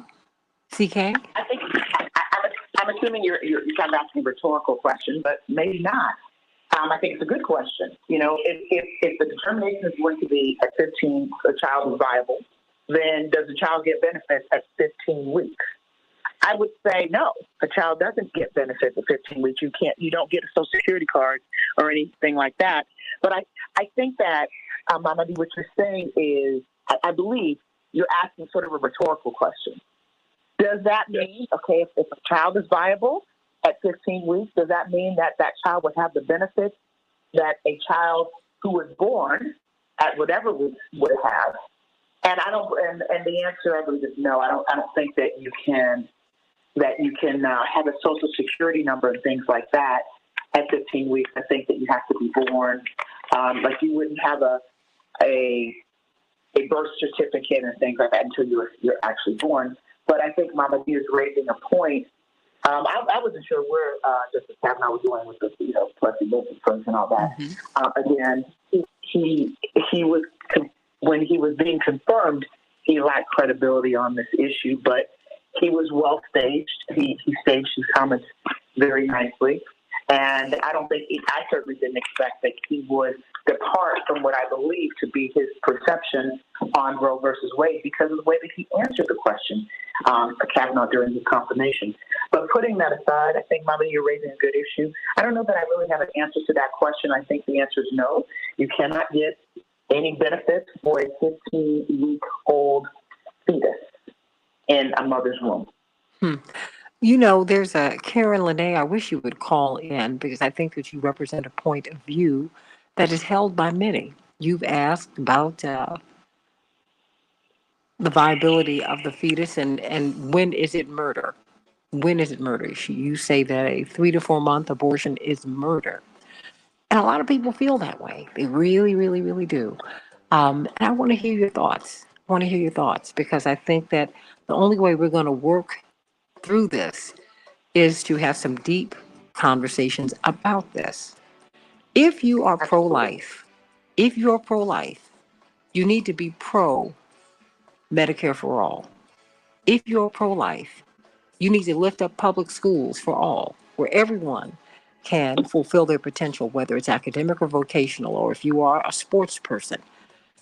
That's what we need to do. If you want to be pro-life, then you have a society that proliferates life. We put more money in dropping bombs that explode over here than we do in developing human beings. And we're seeing it all over the place. What do you think happened in Oxford, at Oxford High School? This boy's parents, his father bought a gun. He took the gun to school. They had a meeting with the school faculty that morning. And he went and killed everybody anyway. Think about life. Life, really? Are you pro-life? Really? What are you doing to fight for the lives of people?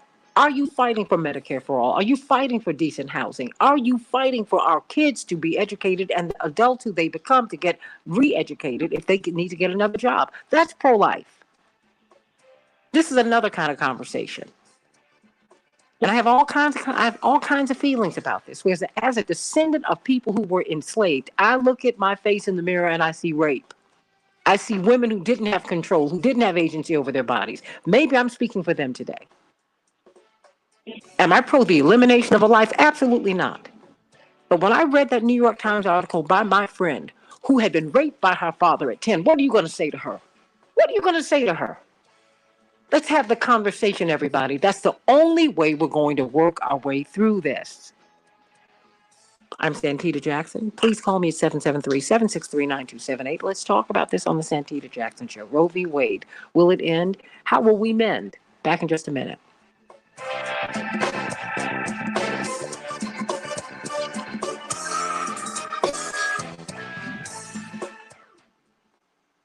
Santita? Mm-hmm.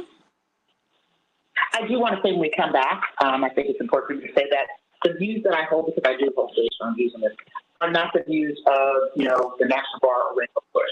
They're my own personal views. So I think I need to. Of course.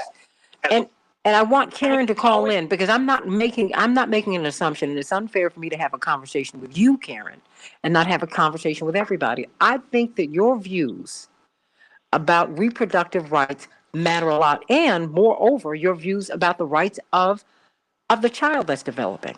Absolutely. I want you to be heard here. The only way we're going to work this out is by talking with each other. That's part of the problem I have, even with the chat line. I love it.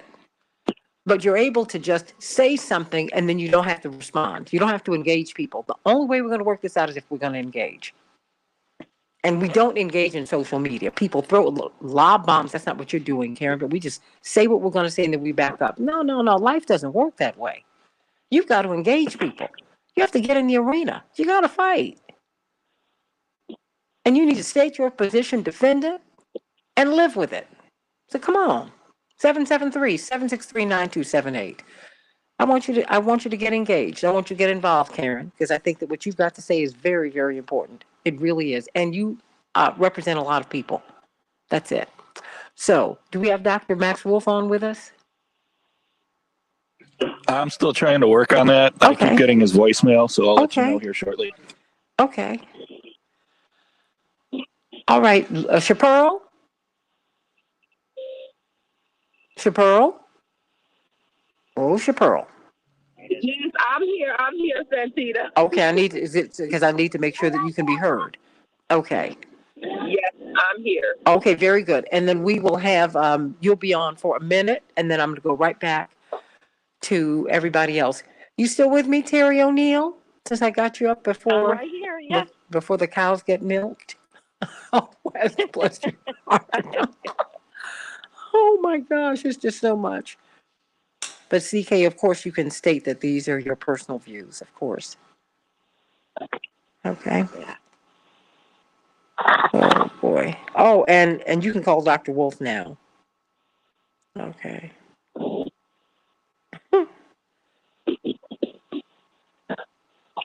Okay. Okay. Okay. And we have Pam there. Okay. Call me at 773-763-9278. 773-763-9278. Gabby Giffords was just bat mitzvah. God bless her. God bless her. God bless her. And boy, you talk about a walking miracle. Whew. Bless her heart. I'm so happy for her and her husband. And she just keeps on fighting. God bless you, Gabby Giffords. God bless you. Absolutely.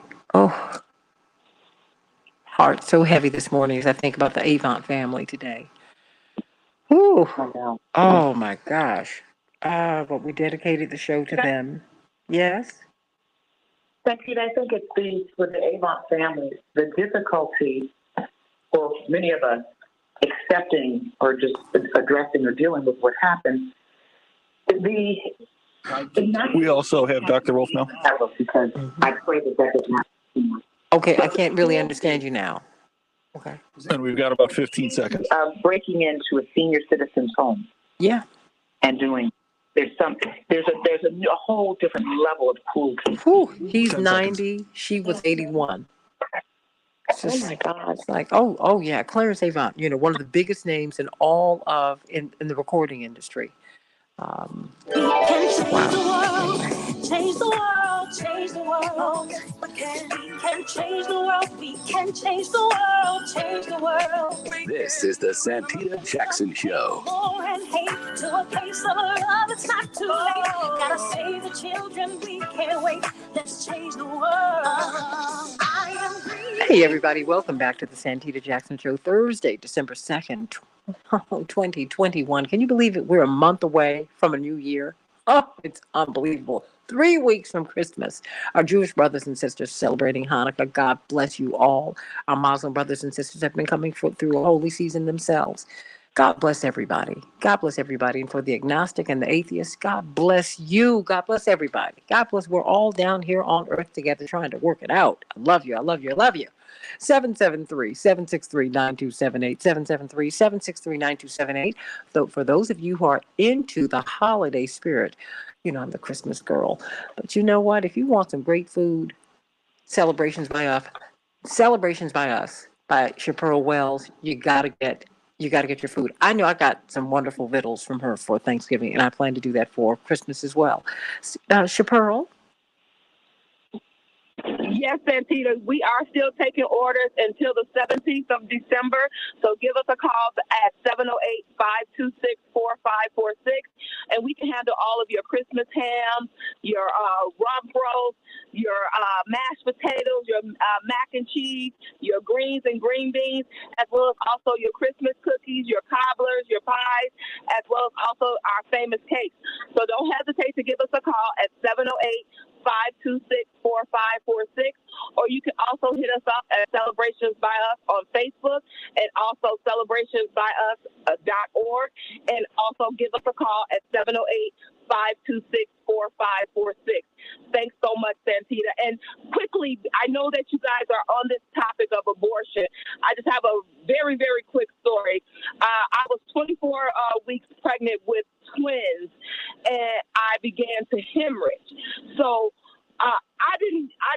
my husband had to make the choice for us, either save my life or try to save the life of the twins, even though at 24 weeks, the doctors had told us that they were not viable at that time. Mm-hmm. And so my thing is that when the life of a woman, who do you choose? And so I had to birth two twins at 24 weeks, and they both lived for an hour. And so my thing is that we have to definitely support women in this decision, because I also had living children that if I would have died because I was hemorrhaging, my husband would have been left with two deceased children plus a deceased wife and two kids in preschool. So we have to think about the whole entire picture. I think that I personally believe in the right to choose, as well as also I'm pro-life. Mm-hmm. I believe in preserving life, and you can have those views, but I don't feel that I should have to sacrifice my life. And a lot of women are forced with this issue, and because the decision that Mississippi has made is so draconian, it's just like it has no room for any other type of situation. So I just want to say that, but thank you so much, Santita. Oh, Celebrations by Us. I knew you were going to say something. 708-526-4546. And I have to tell you, before I bring on Dr. Wolf, I feel like, I just can't take my ancestors out of my head, CK and Terry. I can't. I can't take these enslaved Black women who had no option and no agency over their bodies. And then in the Jim Crow era, I mean, Rosa Parks became famous in the state of Alabama years before she made that stance on the bus. because she was the state secretary of the NAACP when it was illegal to be a member of the NAACP in Alabama. And she was well known all over Alabama because she used to investigate the rapes of black women. Because black women were routinely raped by white men, and there were no prosecutions ever. And when she saw her face that's what she saw. She said that. Come on, everybody. And pro-life, oh, I'm with that. Absolutely. This is a choice I wouldn't want to make.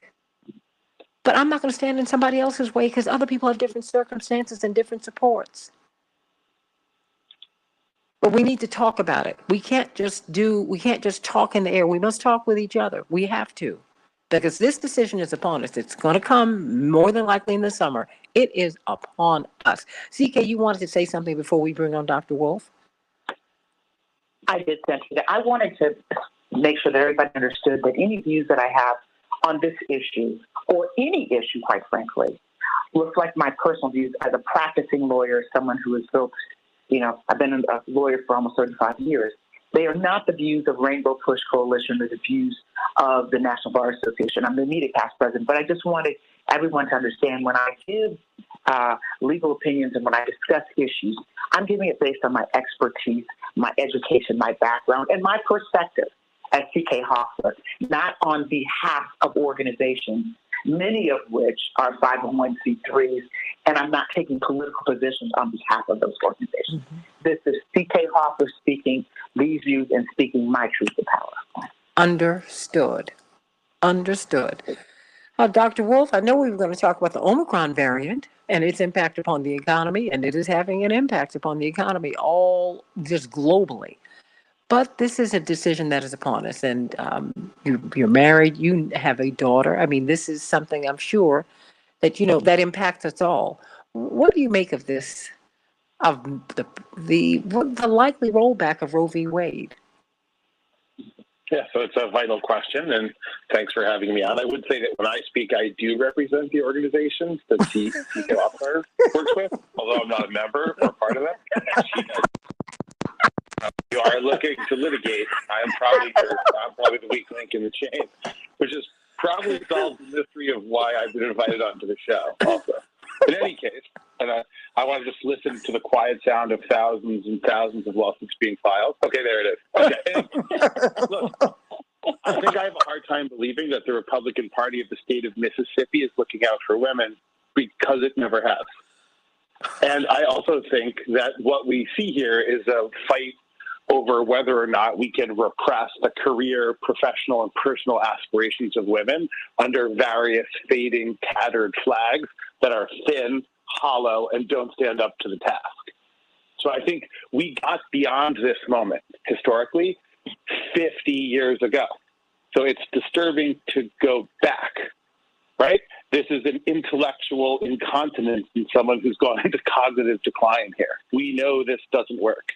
Everybody who tries this scratches a terrible path in the lives of young women only to learn this doesn't work. Whatever morality you're trying to legislate won't be legislated here, right?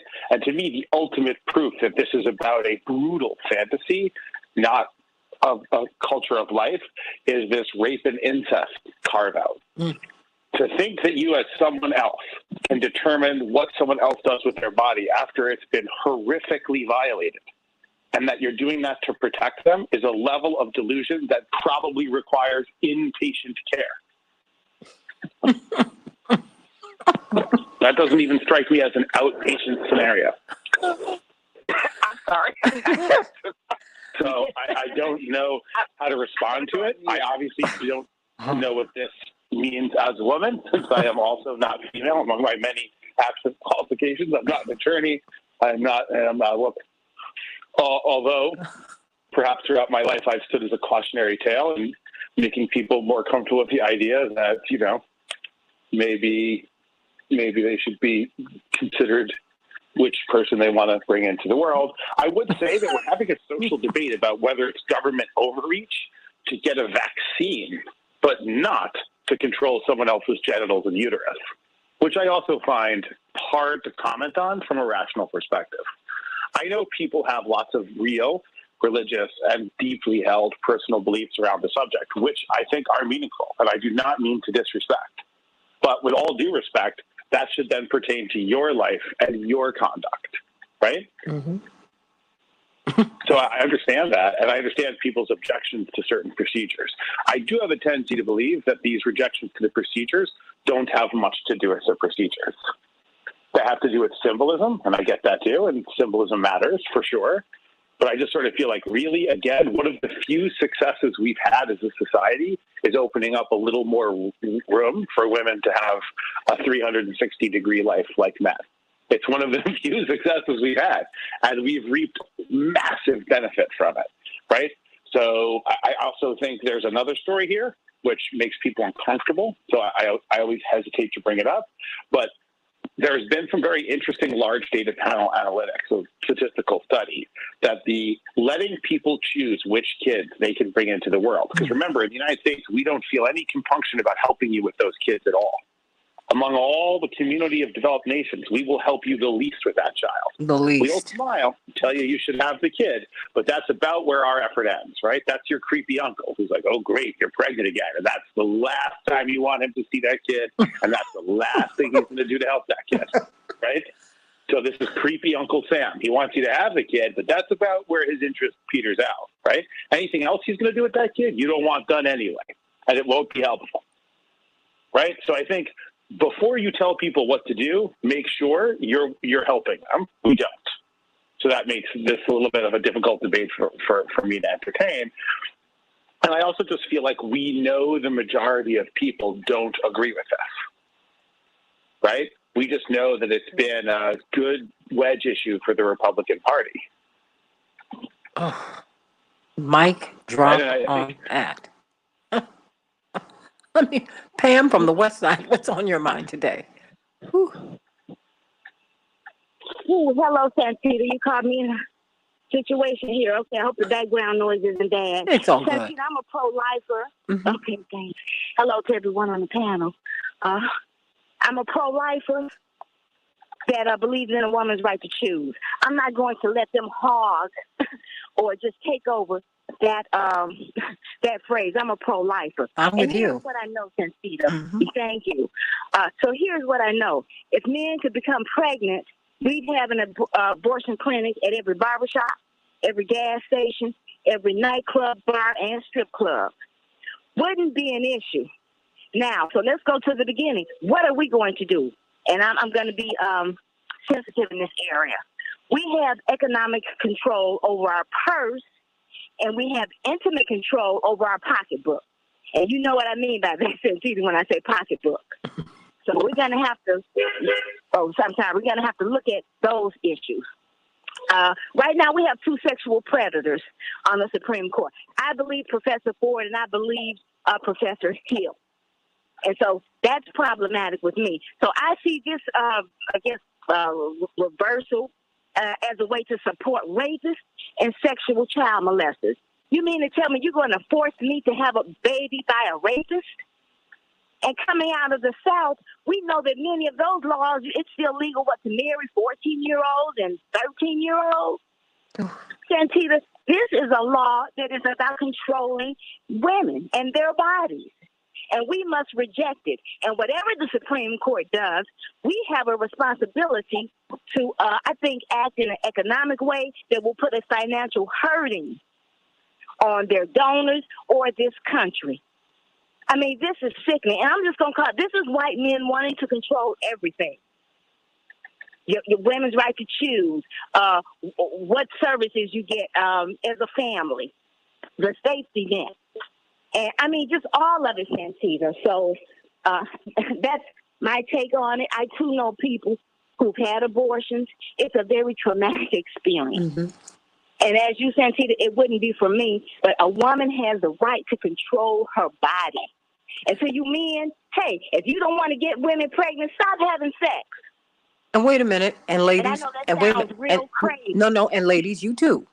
Because we all have control. We're grown people. Agree. Yeah, because I'm not going to play with women either.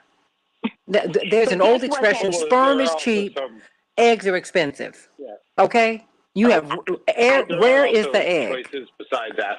I mean, Yeah, there really. are And I'm only situations saying beyond men abstinence. because there's so many Supreme Court justices Sure, who sure. want to go along with this. That's the only reason. But yes, we're both responsible. No, Guess that's what, right. people? If That's you right. have sex, there's a potential you might get pregnant.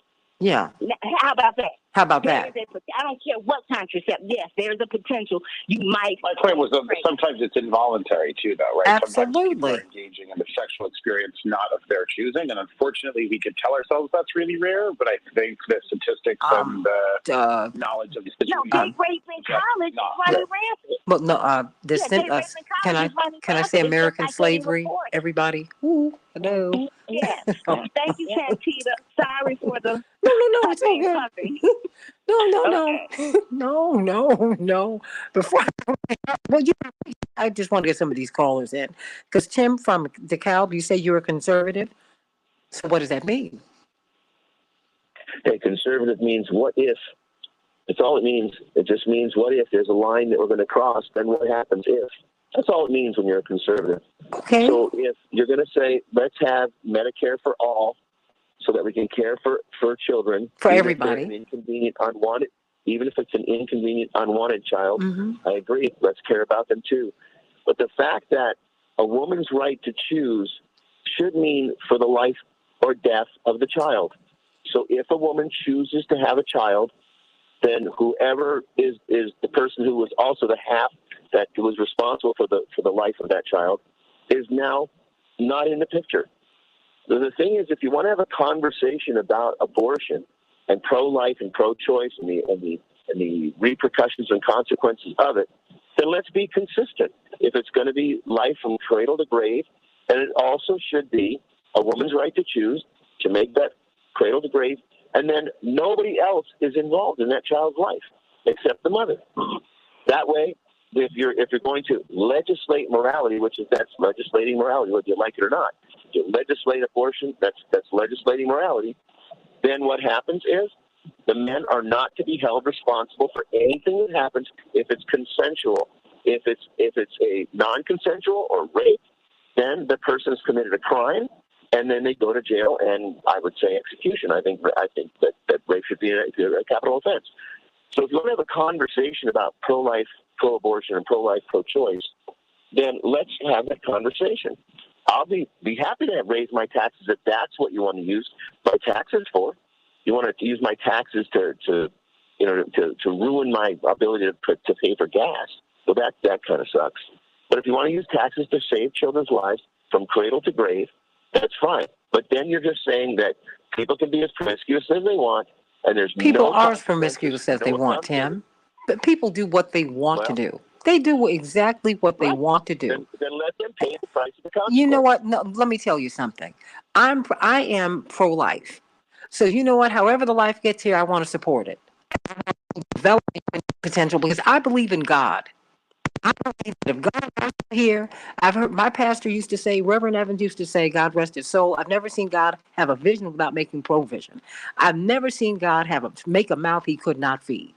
And we need to stop being so selfish, because everybody has done something that could have resulted in, most people have done something that could have resulted in a life that was inconvenient. I'm glad they got on over it and let me come. But you know what? I'm not mad at anybody. Now, either you're going to support life or you are not going to support life. Stay right there, Tim. Let me bring up, Bob from Carpentersville. Bob, what's on your mind? Good morning, Santita. Good morning. Panel. Good morning. Something I think is very often missing in this conversation when we're talking about pro-life and pro-choice. I agree with Santita. I am not pro-abortion. I am pro-choice. What I think is missing is there are a lot of peer-reviewed research articles that strongly suggest that an individual who is pro-life will also be very supportive of the death penalty. So my question then becomes kind of obvious here. It's not a matter of life. That isn't what pro-life thing. That isn't what this is about. It's about control. The young lady, I don't know her name, who was on a couple of callers ago, that's what it's about. It's about control. It is not about life. And I think we need to focus on that a little bit more. When they go with pro-life, this is very easy to go down a rabbit hole, because what reasonable person wouldn't support life? I mean, really. Well, a lot of people don't, but right? the thing is, but I think it's a matter of control. It's that, wanting to control what people do, how they do it. And those same people will complain about something like Sharia law, where these other religions want to impose their, well, isn't that what you're doing by, talking, not allowing abortions? Yeah. And that's my point. Well, Bob from Carpentersville has spoken. Philip from Pennsylvania, very quickly. Philip, what's on your mind? Good morning, Santita, and Good morning. and the panel. I'm bringing this from somebody who lived in foster care until he was 12 and lived as a single dad. Responsibility goes both ways, as you have said. If the parents lay down, I'm like this with, if it's a husband or somebody is engaged, then the father should have the right. That father should have the right to have their child. How do they know that they're not going to have another child? And then the mama has to pay the support, has to pay the child support. Now, any other reason, if she's single or the rape and everything else, then it falls on the mother. But if it's within a marriage or an engaged to be marriage, then the father should have the right to raise their child. It's their seed also. Because when they go to child support, the court's going to say, well, you made it, so now you got to pay for it. So it should go the same way around. And everybody have a blessed day. Blessings to you, Philip. I'm going to get some quick comments from my panel, and then hopefully you can stay with me for just a couple minutes after we get off the air and continue on YouTube on the Santita Jackson Show and on Facebook on the Santita Jackson and Friends page. Let me start with you, Attorney Terry O'Neill. You've been hearing America speak this morning. Yeah, and I loved hearing all of your callers, and really, I just love hearing the engagement and the really thoughtful things that have been said. I would just say a couple of things. In terms of a couple of people have commented on responsibility, people taking responsibility. I think it's important to know that women are very disproportionately likely to be not only caretakers for children, but financial supporters of children. That's just a fact in this country. So people going around saying women are irresponsible and therefore we shouldn't be deemed fit to make our own reproductive health decisions. It's really not factual. The other thing I would like to say is so I do agree with the gentleman who said the question of women's reproductive access to abortion care as part of reproductive health care, that's a question of controlling women.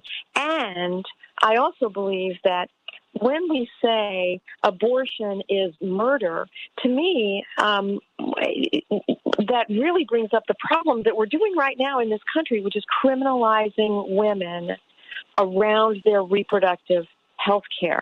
And the criminalization of women who have miscarriages, which is currently going on in this country, the criminalization of women who have addiction issues, who may become pregnant while they're addicted. Again, criminalizing these women is not the way to go. It is not pro-life. It is really just anti-woman. Anti-woman. CK, 30 seconds for you.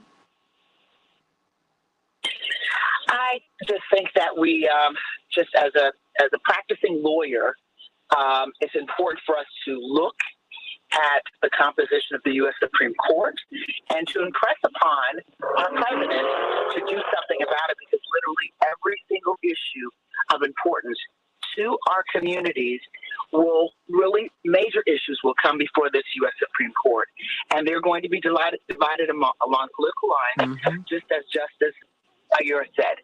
So we've got to look at that. We've got to impress upon the administration to do something about it. This is a critical issue, and you take away a woman's right to choose whether she needs to get an abortion, and you begin a process of taking away her right to speak, because that's how significant this is. This plan has been in place for a minute.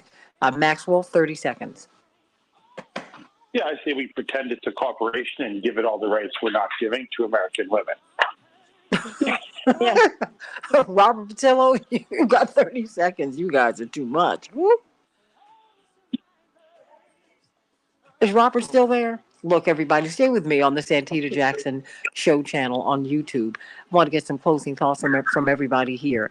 And, of course, the Santita Jackson and Friends page. Continue to stay engaged in this process, everybody. Continue to stay engaged. It is so important.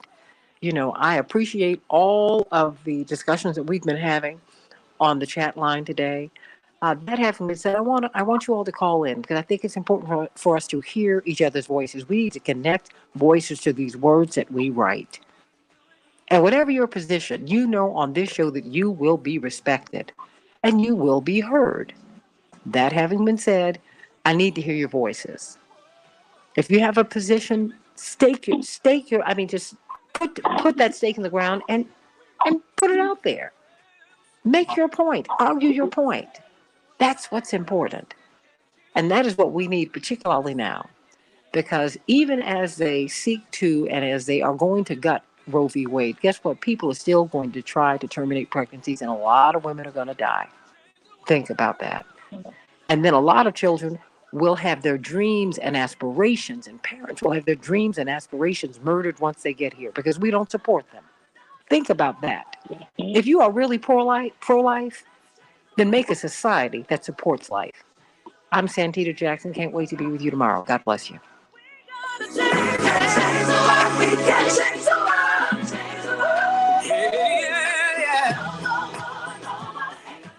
Do you all want to say anything else before we go? Terry O'Neill? Whew.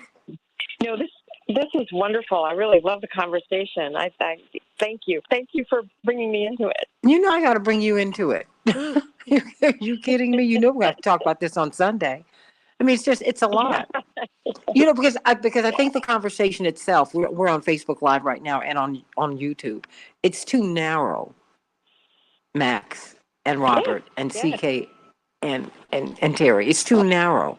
Because I think that if you don't bring paid family leave into this conversation, decent, adequate housing, decent, adequate, high quality health care and education, and all the things that you need to live in this so-called pro-life discussion, you're missing the point.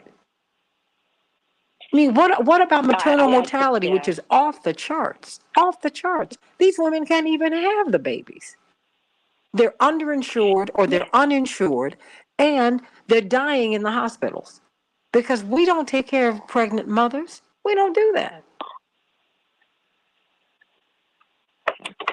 And Santita, I think also it's important to understand when the Supreme Court rules in June, and if they, as I think they will, overturn Roe v. Wade, the abortion clinics around the country provide a lot more than just abortion services. They also provide prenatal care. They provide, just regular OBGYN services for women.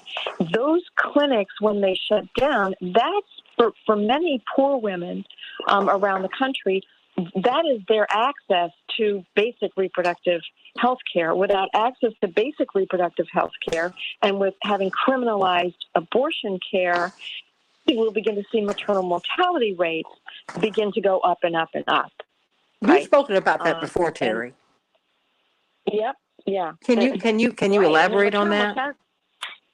Well, maternal mortality in this country plummeted throughout the 1970s. Why? Because abortion became legal and because birth control became more reliable and more widely available at an affordable price. Those two things together pushed the maternal mortality rates in the United States down.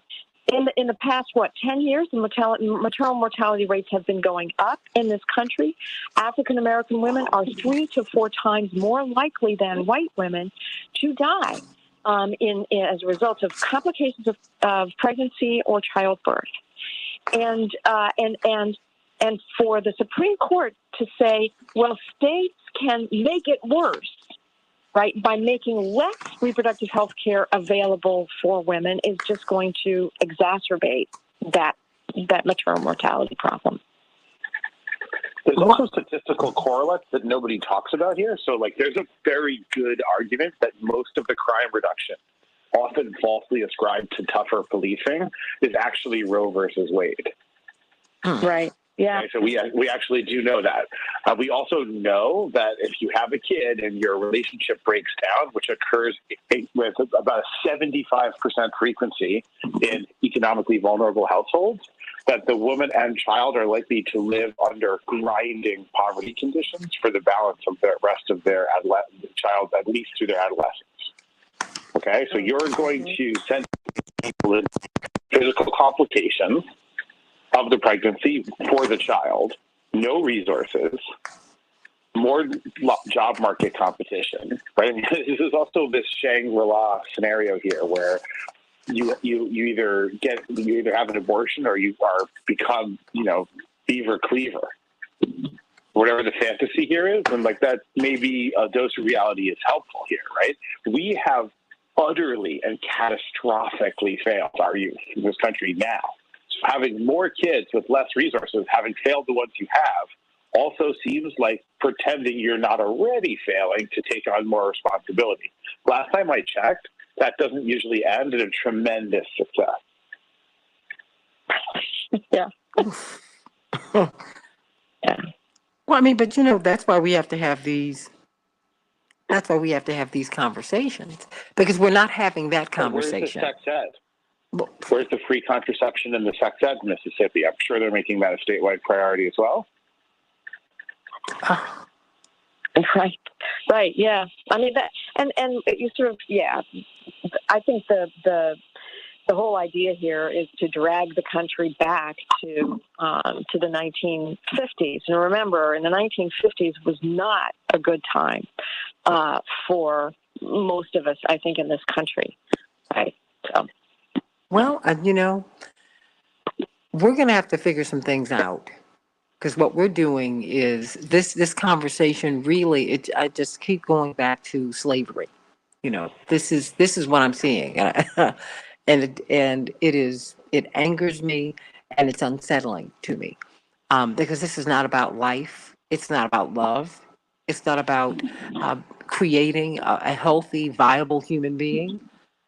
These people are playing games. And they're playing games that are costing people lives. They're not having serious conversations about what life really is about. I don't know how you can have life and not give people health care. I don't understand that. I don't understand how you can say you're pro-life and you don't want to educate these children and develop their potential, whatever the gifts are. I mean, that's just like, are you serious? Or you want to try them as an adult, you want to execute them as an adult, you want to incarcerate them as an adult, you want to let them fend for themselves as an adult, right? It's literally somewhere between conception and birth, all the magic seems to go away. Ooh. And also prevent them from voting as an adult. How about that? I don't think it's a coincidence, right, that the Roberts Court is moving to allow all kinds of voter suppression and to allow states to stop women from having access to reproductive care, or making their own reproductive health care decisions. That's a societal vision that Roberts and his conservative Republicans on the court, have, which is that voting is only for some people, right? And that being able to actually make choices for your life is only for some people.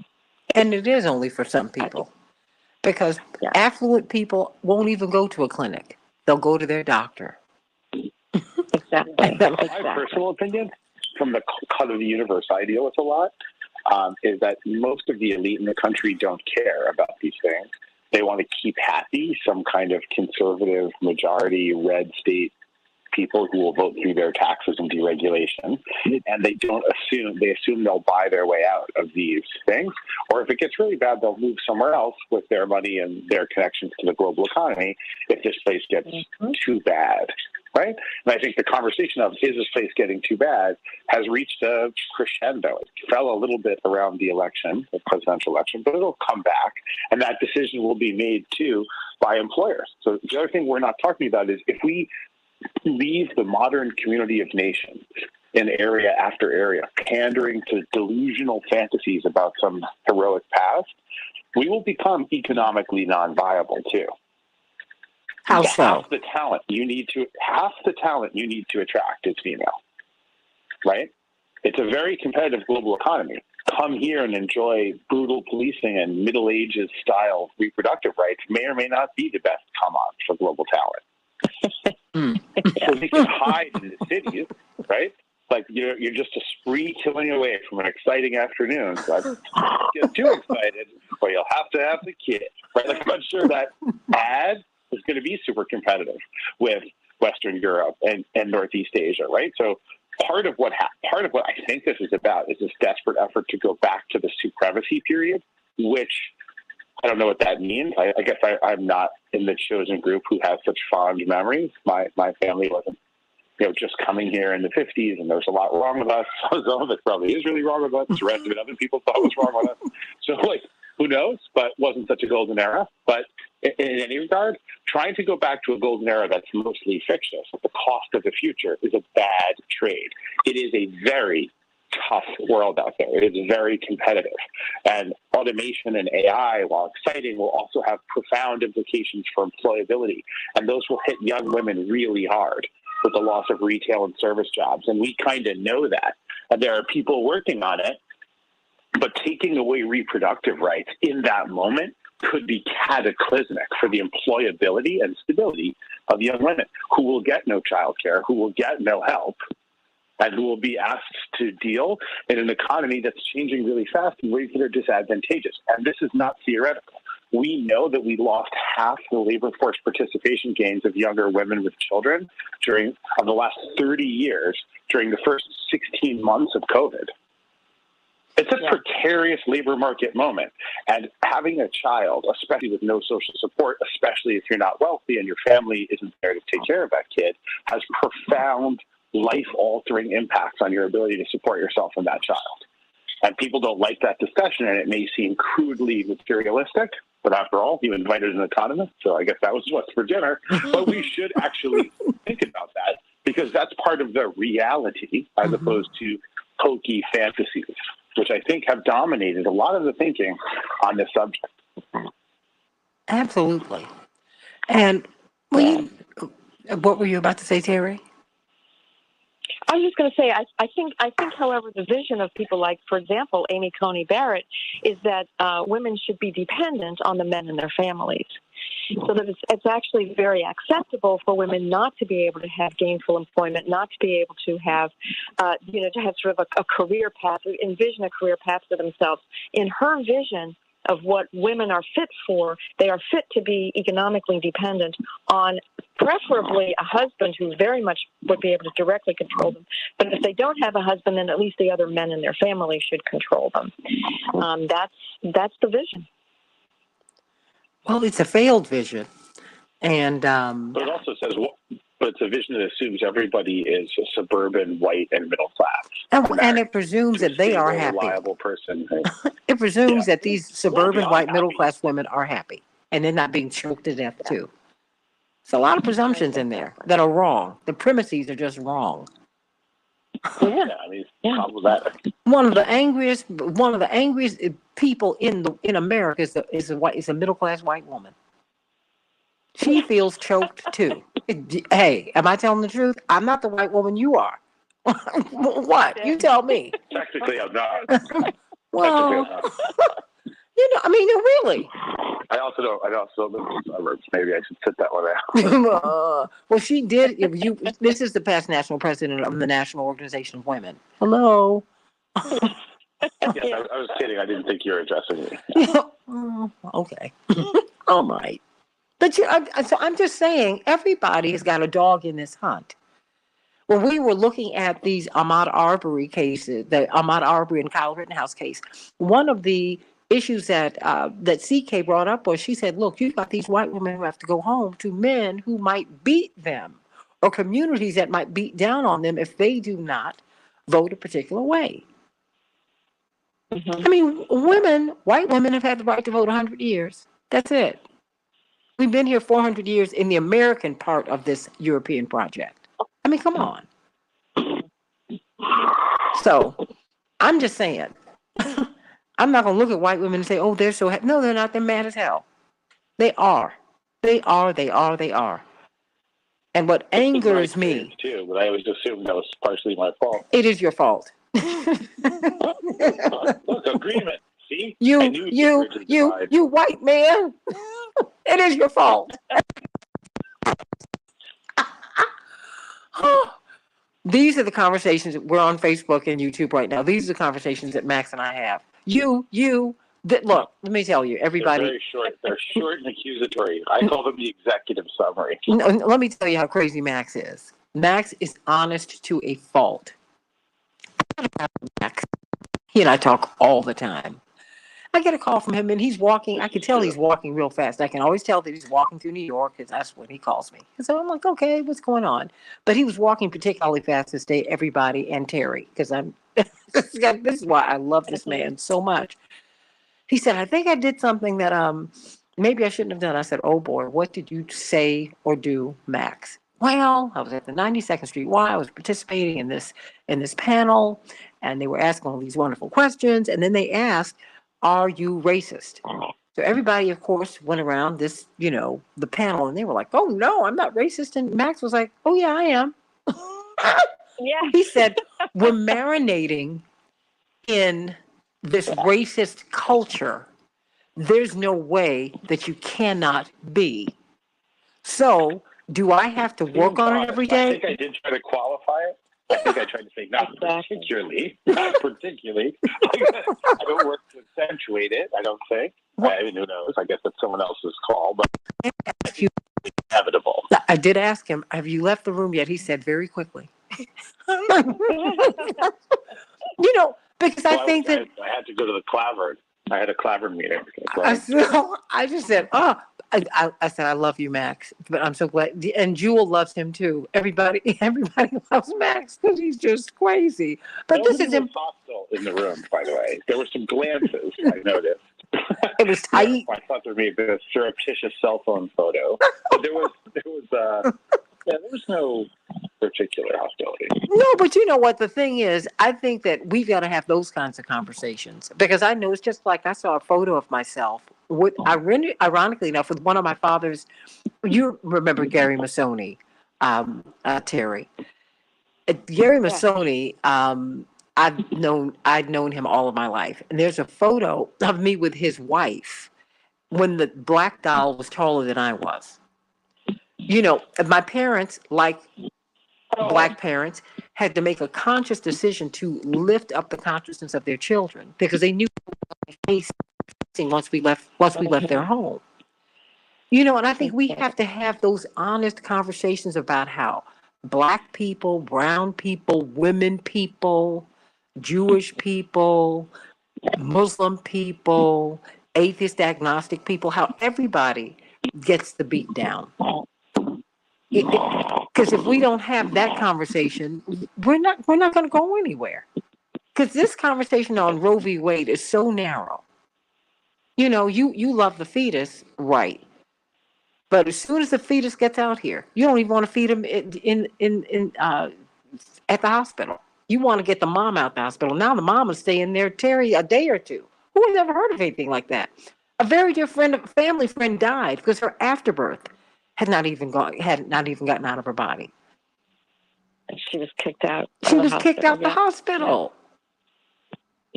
Like, wow. You know this happened to more than one person, and she was affluent and prominent, and she is dead. Oh my God.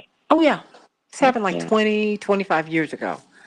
I was like, whoa, she did what? You're excited she had the baby? Yeah, okay. And she gets home, Well, I was like, wow, she was not in the hospital long, but okay. Well, she should have been in the hospital a little longer, because guess what? She died in her own bed. At home. You can't make this stuff up. So I'm just saying, I'm hoping that, we will expand the conversation and go somewhere with this toward a more perfect union. Oops. Thank you. So would you all like to say anything before we go, Max? And then I'm going to let Terry close us out. Thanks for having me. I don't know that I have a unique enough perspective to merit a lot of precious time here, but thanks for hearing it out and always excited to be part of the conversation. Oh, I just adore you, and I adore my Terry, my dear, dear Terry. Terry, give us some marching orders. Santita, yes, to broadening the conversation. We really need to look at people's welfare as a whole. We need to stop this idea that we can look at women as a class and decide that we are not fit to make certain decisions. What we need to do as a society is figure out how we can provision one another, how we can make sure that we can lift all boats. And yes, broaden this conversation. Sure. Yeah, I mean, it's if you're not talking about maternal mortality and how much babies cost, how much Pampers cost. We were giving out Pampers, Terry, during the pandemic. I mean, at the height of it, during the lockdown, I should put it that way, because we're still in the pandemic. Because people could not afford Pampers. They couldn't afford disposable diapers. Like, y'all haven't thought that through? Oh, that's crazy. No. So I'm going to let everybody go. I love you all. And Terry O'Neill, thank you for waking up so early. And I can't wait to hear from you on Sunday. Oh, wonderful. Thank you, Santita. Thank you. Oh, and everybody, my email is sjackson. What is that? Hold on a minute. I'm about to give it to you. Oh, hold on. So I can give you the right one. Oh, here it is. Hold on. Here it is. sjackson@wcpt820.com. Okay? sjackson@wcpt820.com. Okay? I love you. It's been great being with you today. God bless you. Bye-bye. Thank you, Terry, and thank you,